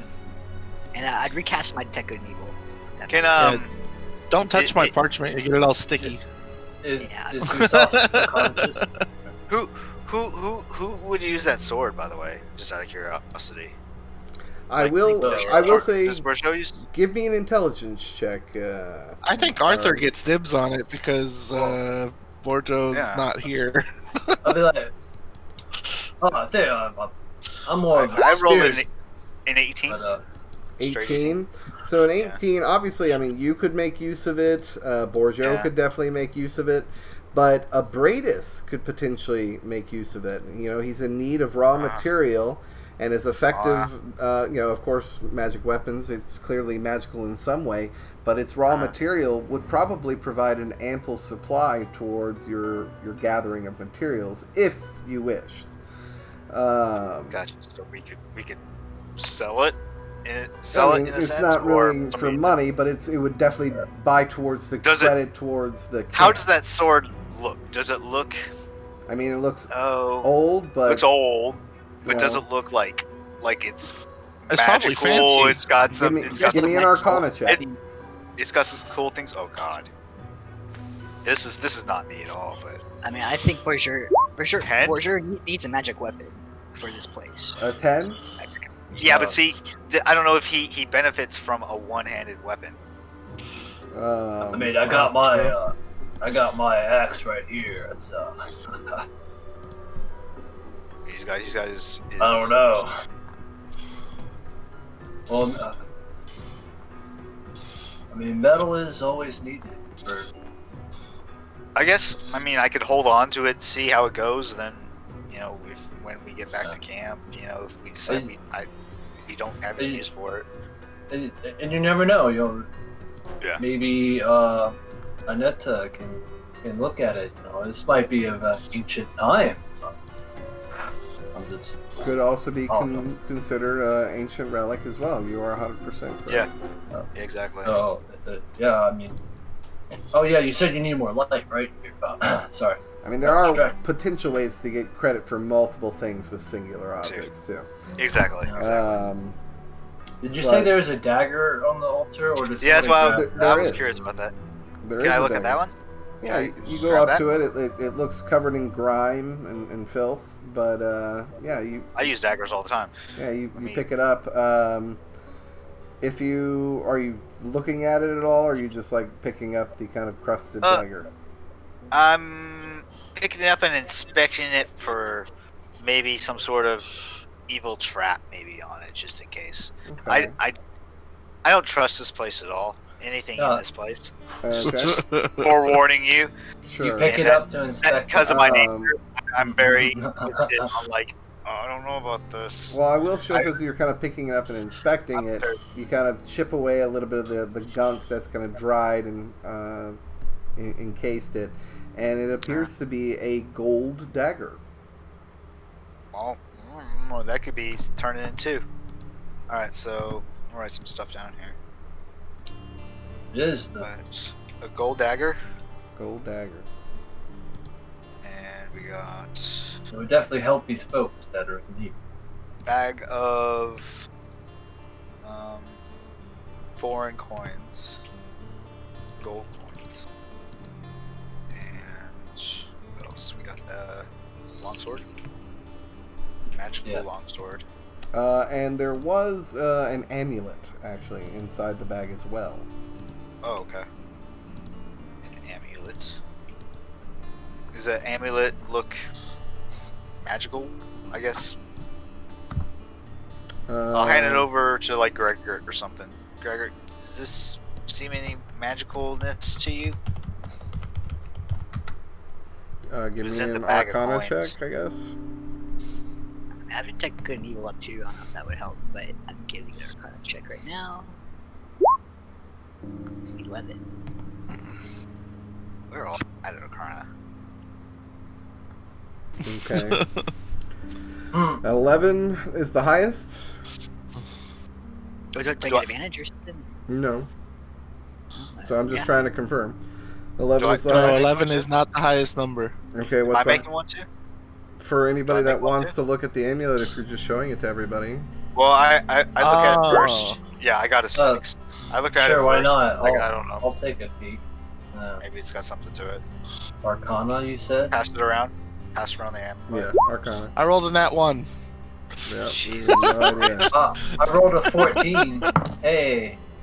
We're Bor- horrible today. Borgio also rolled a Jesus. natural one. Jeez. I got a 14. 14. Maybe somebody at camp will know something about this. It looks interesting. With a 14, you definitely get a sense that there is some sort of arcane or divine energy tied to this amulet.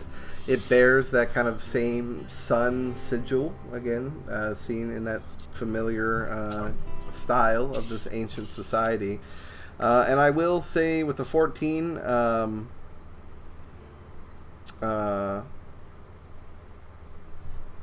let's see, I need to pull up my notes here now. Give me just a second.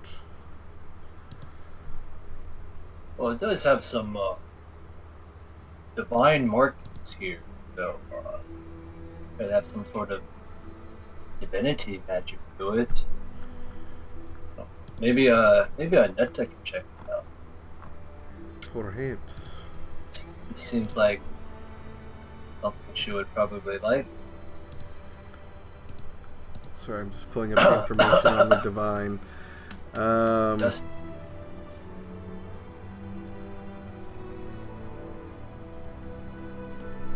We need to thoroughly check stuff before we turn it in. and Just to make sure that it's not, like, potentially really good Yeah. for one of us, you know. is Gustav like faded away or? 1 second. No. Gustav was Gustav's there not. cheering you on.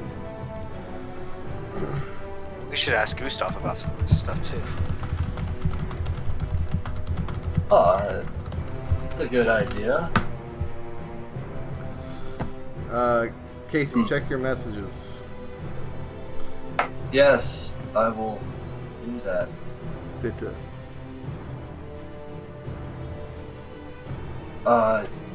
Yeah. I will say...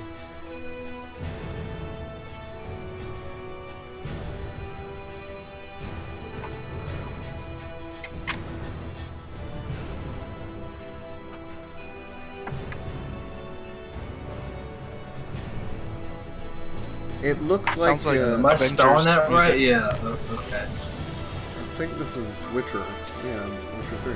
I know it is, but it feels Marvel-y. A little bit. It's the trumpets. I will say with the 14, give me a religion check. I'm going to give you an opportunity to make Here. a religion check. I responded back to you Okay. on the Did you thing. Did you get- What religion? Yeah. You said? Yeah. You should be very Okay. biased. Cool. Just a straight roll, no advantage or anything, right? No. Okay. Wait, did I do that right or did I click the... Yep. Oh, You I did clicked do it. religion.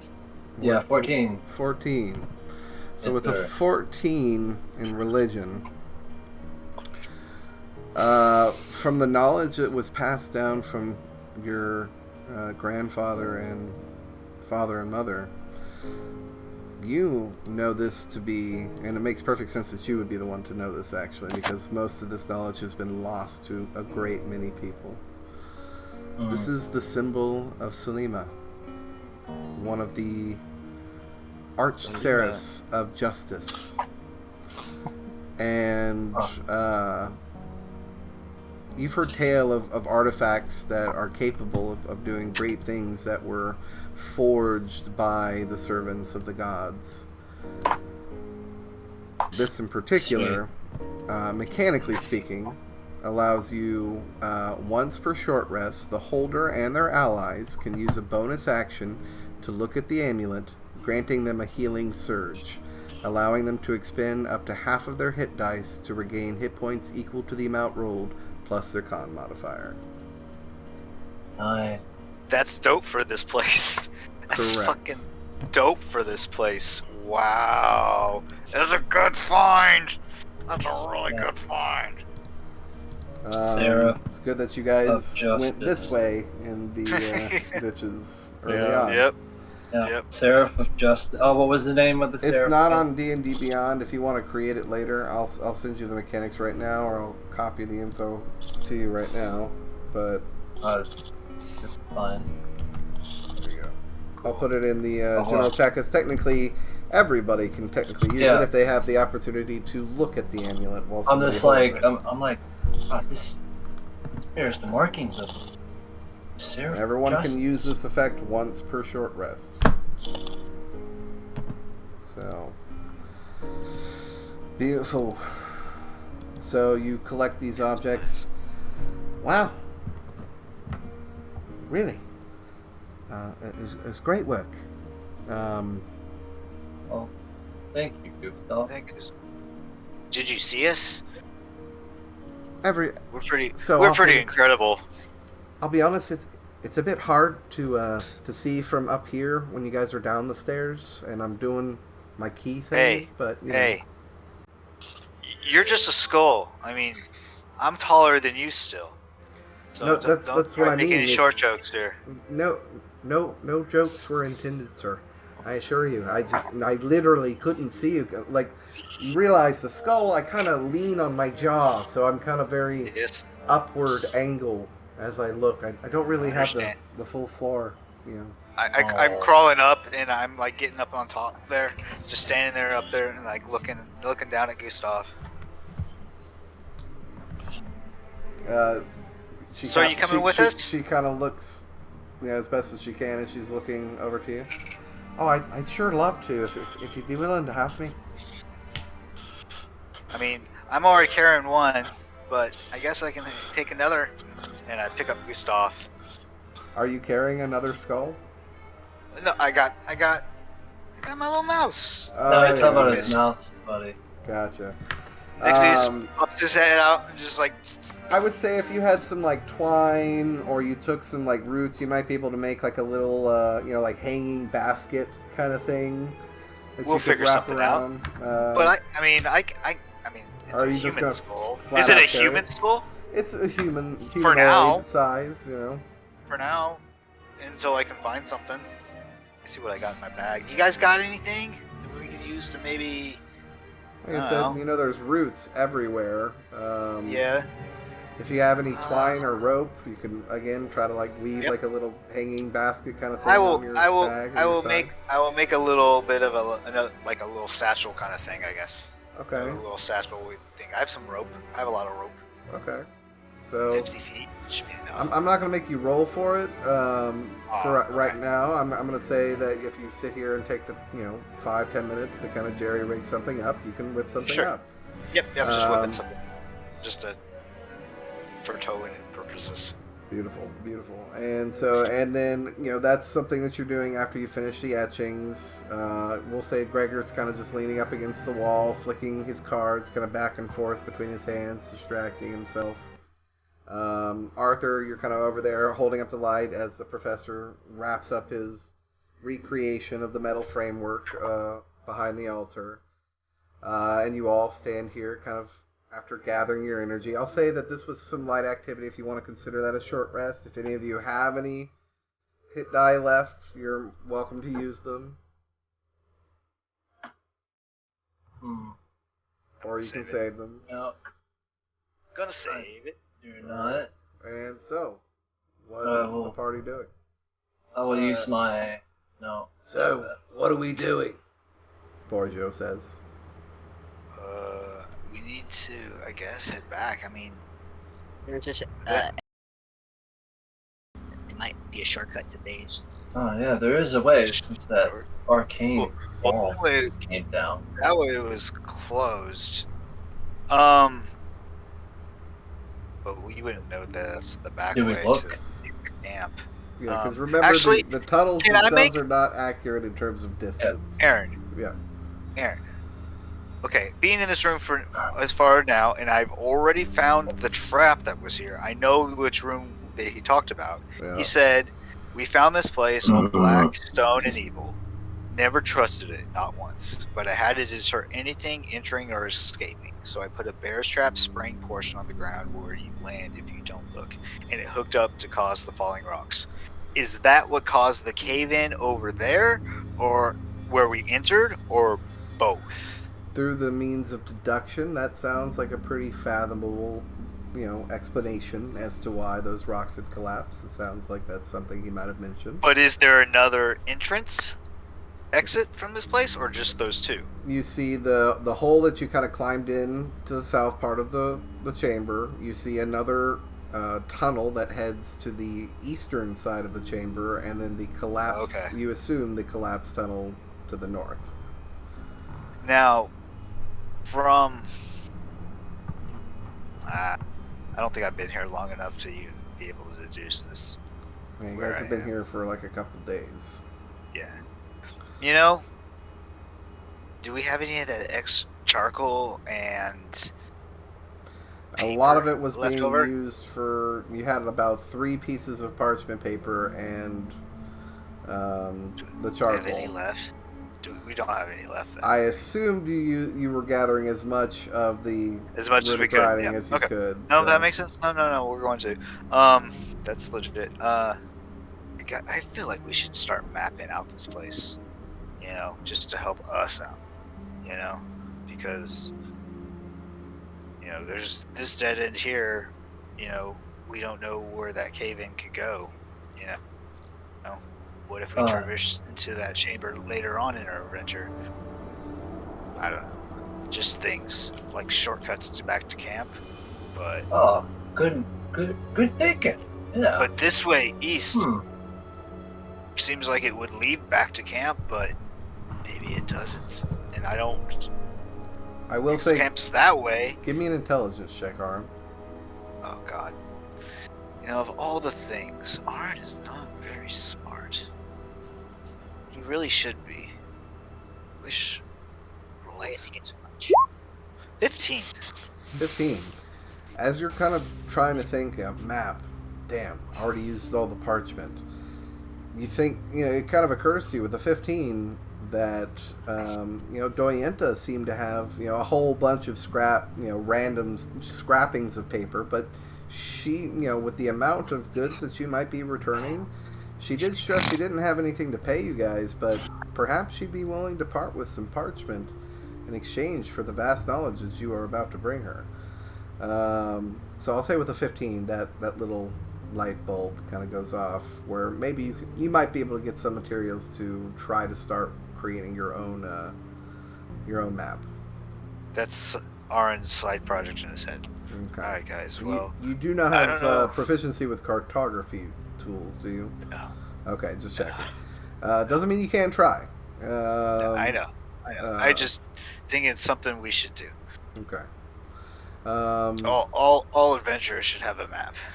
He thinks. I'll say that you're kind of having this idea as you kind of finish tying up the reinforcements around Gustav and kind of Yes. satchel check it and make sure it's kind of resting comfortably. Oh, thank you. Oh, I'm so excited. Welcome been to so our long. group. My name is Aaron, by the way. Aaron, it's wonderful to meet Yes. This is Archimedes. He's actually a professor or a doctor or something. I'm not quite sure yet, but.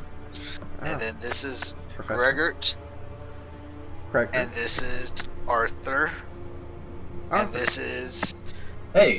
Borjo. Poor Joe. Wonderful. Truly a pleasure. You are all truly mighty warriors. Thank you so much for getting me out of here. Well, let's not dawdle. It's so wonderful to meet you. So where are y'all from? And I'm assuming Zoya? she starts trying to ask just like the most random of questions. She's trying to get to know us. Yeah. I mean, it makes sense. Yeah. We're As gonna you be guys traveling together start to like walk and talk. Well, I don't know if you guys are like trying to turn her in, as it were, potentially to the camp too. Well, provide I information. think that might be a good idea. Just Google. have another member to the team at camp. But theoretically, you know. But I mean, seriously, though, should once we people just get to know head you. back the way? Should we head back the way we came, or should we try going east more? I mean, I'm hurt, but I'm not that bad. But I'm very tired. But I don't know how everybody else is. I mean, it did take a Deez number of looks passed hours out. to kind of travel along the network of tunnels and chambers that made your way here. Like I said, the tunnels themselves again are not accurate in distance. Exactly. But and again, the rooms technically aren't either. I'm just using them with a grid to make it easier for you guys. So, but yeah, I mean, it's up to you guys. Whichever direction you guys want to go. Is there any traps to the east way? Because he said he made him can't let anything in or out. So he trapped the shit out of this place, I would assume. You know All that the there are exits. like a number of traps and securities at the entrance to every access point of the camp. Well, to this room in general where we're at. You found the one trap that was already disarmed here. He Okay. did not mention What- a second trap that was placed in this chamber. No, he didn't. No. Okay. Got it.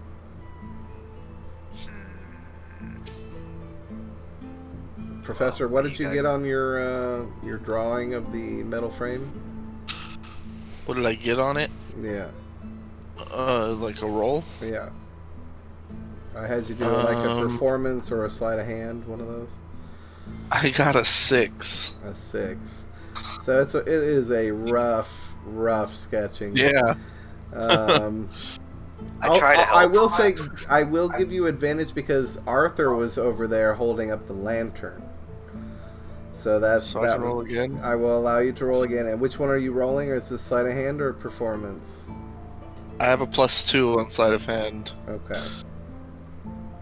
Unless you have another skill you think you can justify using. 13's better. It's more 13 than is double. 13 is decent. It's not perfect, but you know there are some points where maybe you get a little bit more abstract than you should. But it does look like a decent enough recreation of the framework here. And you start to kind of wrap up that drawing and close up your little bit of parchment and vellum and place that inside your bag. You all start to kind of like dust off your legs and everything after kind of recuperating. Greg, you kind of get up off the wall and put your cards, to your bag to the side as you guys start to prepare to walk in what direction? East. East? Yeah, let's do it. Let's find out what's that way. Okay. You start making your way east, and again, you travel through very kind of thin, maybe 10 foot by 5 to 10 foot tunnels that kind of sprawl and are jagged and shift. There are points where you have to climb through semi-collapsed stone or protruding roots that are kind of gnarled. But after roughly 2 hours, about an hour and a half shorter than what it took you to make your way through the previous tunnels, you do end up approaching a kind of makeshift metallic and spoked barricade that's been slapstick together by ramshackle bouts of different materials. And you can see the orient firelight kind of illuminating just over the barricade from what you presume is the campsite. Wow. Nice. Hey. That would have really helped. So Ha ha ha. Nice. hopefully that helped clear up some of that there. Can It I only made start sense. like now that we're back at camp, like sitting down with the gold dagger and the longsword to see, if they have any like special effects to them or any sort of magical properties to these weapons? Well, that's why you guys rolled the Arcana checks, right? but you're wanting to like take like a short rest. Well, I'll say if you Yeah, wanted like during that my- short my rest break time here. frame, yeah, I'd say if you spend some time with it, no Arcana check needed really. It is basically a +1 longsword. There's no Okay. extra special mechanics about it. And that dagger, is it just an ornamental dagger, or is it like an It actual like seems to be more of a ritualistic or an ornate Okay. dagger. Yeah. ornate dagger? Okay. That's the assumption that I needed to know. Okay. Yeah. But you guys do approach the kind of barricade here, and after being shown the varying different entrances here, it does take you roughly 5 to 10 minutes to kind of carefully worm your way through to not set off any of the traps or to be stabbed or shanked by the varying different jagged scrap metal pieces that are intentionally set up to be a death trap. But eventually you push and make your way through and start to enter into the campsite proper. Not too far away from the kind of southern side of the camp, you can see the large campfire kind of billowing there in the central point of the camp. You can see Sesher there, kind of in the northeastern segment, tending to the plants. And you can see Abradus currently working on the smithy. You hear just the ever so light clinking and taps as he seems to be doing some more light finesse work with some of the, presumably some of the metals you've already brought to him. With that being said here, a second.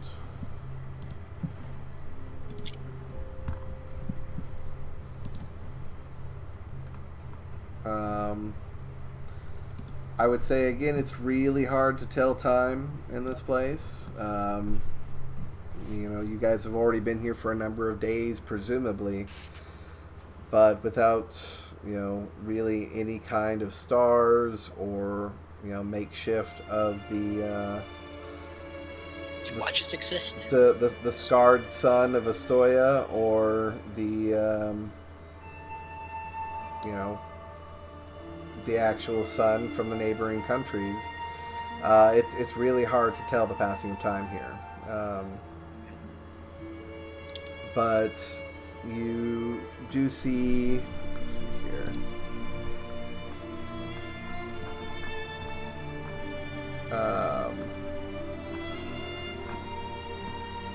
I'm looking for my stuff here. Karagnir seems to be kind of off in the northernmost segment near a small little makeshift table that's been kind of slapstick together, seemingly in deep conversation with Doyenta, actually. As they seemingly kind of seems like some sort of academic conversation going on between the two. You look over off to the eastern side and you can see Yezhin is currently attending to the barricade there, trying to make reinforcements with presumably some of the tinker bits and bobs that you brought last time, Aram, to help make sure the place is even more secure. And it would appear you can see actually Limnor making her way back into the camp through that same eastern gate with what appears to be basically a ROUS, a rodent of unusual size. Just massive, you potentially could call it a dire rat. But she drags it in and immediately starts to take it over to just kind of off to the side of the food stores and begins to start skinning it and prepping it to cook the evening meal. And you have returned back to camp.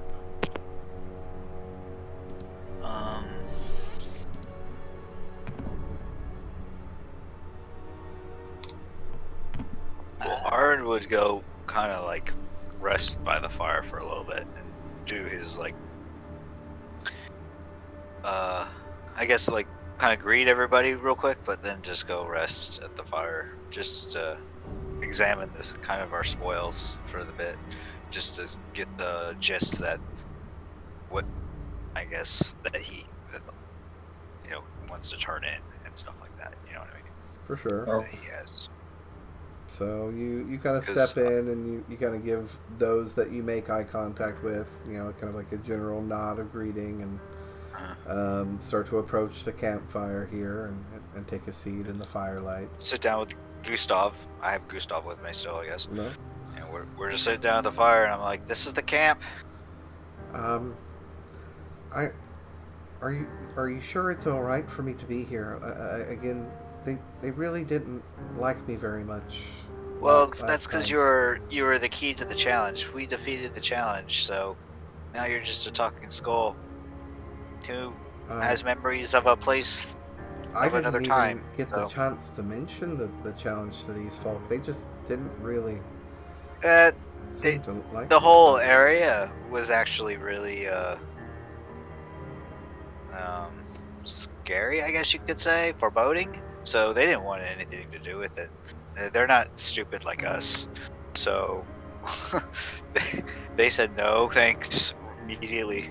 You know, Right. we're kind of a bunch of idiots, so we decided to talk to you for a bit, and you know, I just don't want to be a bother or get anybody in trouble. no, uh, you should be fine.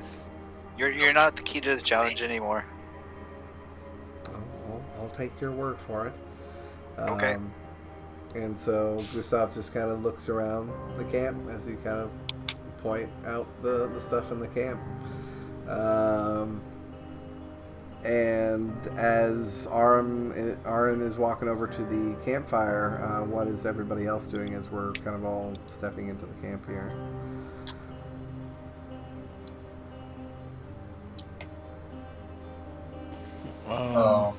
Handing over my drawings to the person that was interested in those. Doyenta, Yeah. the young human woman, short, kind of Yeah. pixie cut hair.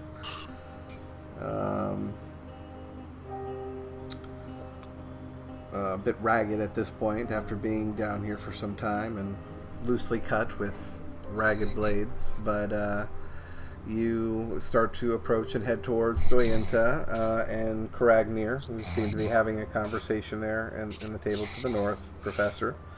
Mm-hmm. And then Greg and Arthur, just so I'm tracking you guys too, where are you guys off to? Arthur would greet the folks that he sees. Arthur would what? Professor, Jesus wake Christ, dude. Wait. Is that real? What is? That's exactly what the professor used. You're just snoring, going. Yeah, I Professor was sits snoring. down and Sorry. snores.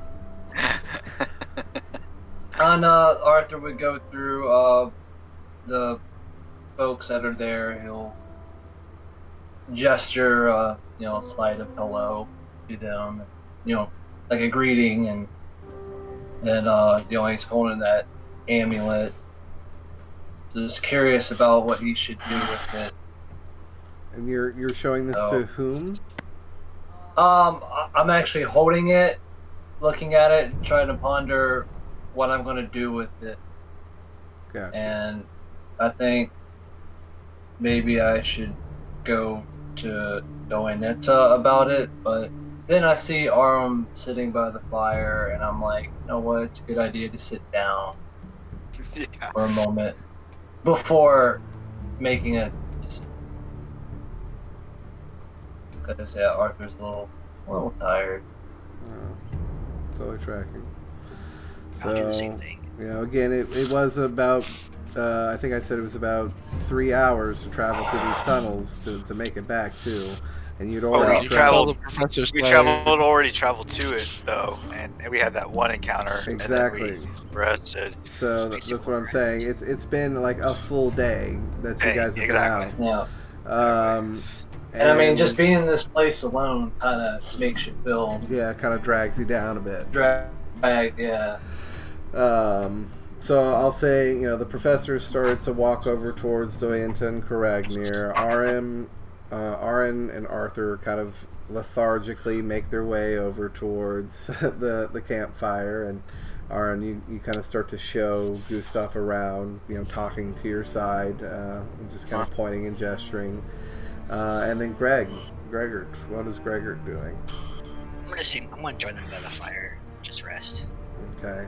I would think Gregor probably keeps like a little bit of extra distance away from the fire just so he doesn't get like too dried out. It's me. But enjoys, basking in the firelight and just kind of quietly sits and, stares into the core of the fire there. And I'll say, at this point, that sounds like a good cutoff point for tonight's session because Chris seems pretty tired. I know I'm tired. I know Casey's tired, and Borjo's not here. I'm tired. Had a long night. But I think a solid session. I think a good session. I hope you guys enjoyed the encounter. That was good. Next time Logan can, hopefully join us. So Yeah. he doesn't miss out. I didn't want to really turn in like the sword unless he was here because I don't know if he would want it to. Because it's not a finesse weapon, so I can't swing it around as good as I can with the short sword. He probably wants it simply so if you guys encounter something that's magical in nature that he can fall back to use that. Exactly. But I don't know his kind of style. He seemed to be two-handed weapon fighting. That is kind of his thing, narratively, at least right now. But can you use two hands with the longsword? And yeah, Bushido that shit? You use it versatile. Yeah. Okay, so then makes definitely it do a D10 instead of a D8. Definitely. Yep. So then, you know what? I probably would hand it over to Borjo because he'd probably want to use it. So we'll tell him about it when add it to his inventory or whatever. Understood. Well, then I hope you guys enjoyed the session. Yeah, man. Definitely keen. We've explored a good chunk of the map. Like if we zoom out here, I'm gonna let you guys know you're a little over a quarter, about a third of the way through this map here. We only have like one other exit, right? One other exit from the camp. Well, that we haven't explored, right? Correct, but you have no idea where that potentially is. Yeah. No, it probably branches multiple directions all over the place. Yeah. But our camp only has one other way out. We've already gone through. We did the loop, the small loop. Pretty much, yeah. But those were some big chambers with some big stuff happening. So yeah. And I mean, we could also always return to them for more stuff if we feel there's more. Awesome. Theoretically, if you guys feel like you missed something back there, you'll get more rune etchings or something if we need. If that needs to be the case. So. Potentially, I suppose that there's a whole full room of them. I mean, granted, a lot of it does repeat. Okay. After like a 5x5 block or a 10 by 10 kind of thing. Not to say that you gathered all there is to be gathered there, because you guys did only have 3 pieces of parchment. So, but depending on how everything goes next time, possible upgrades coming in the future. But we'll see once we get all the stuff that you collected today turned in and gathered, and see what ends up happening. So, and we have an interesting companion now, Gustav. Yeah. That's funny. It'll be interesting. But I hope you guys have a great rest of your weekend. I'm gonna totally get some Diablo 4 in and maybe some Tears of the Kingdom. So sweet. And I'm gonna lay down. Get some sleep. Y'all have a good day, good night, and we'll talk to you later. See you later. Hey, see you next time, guys. Later. Yeah.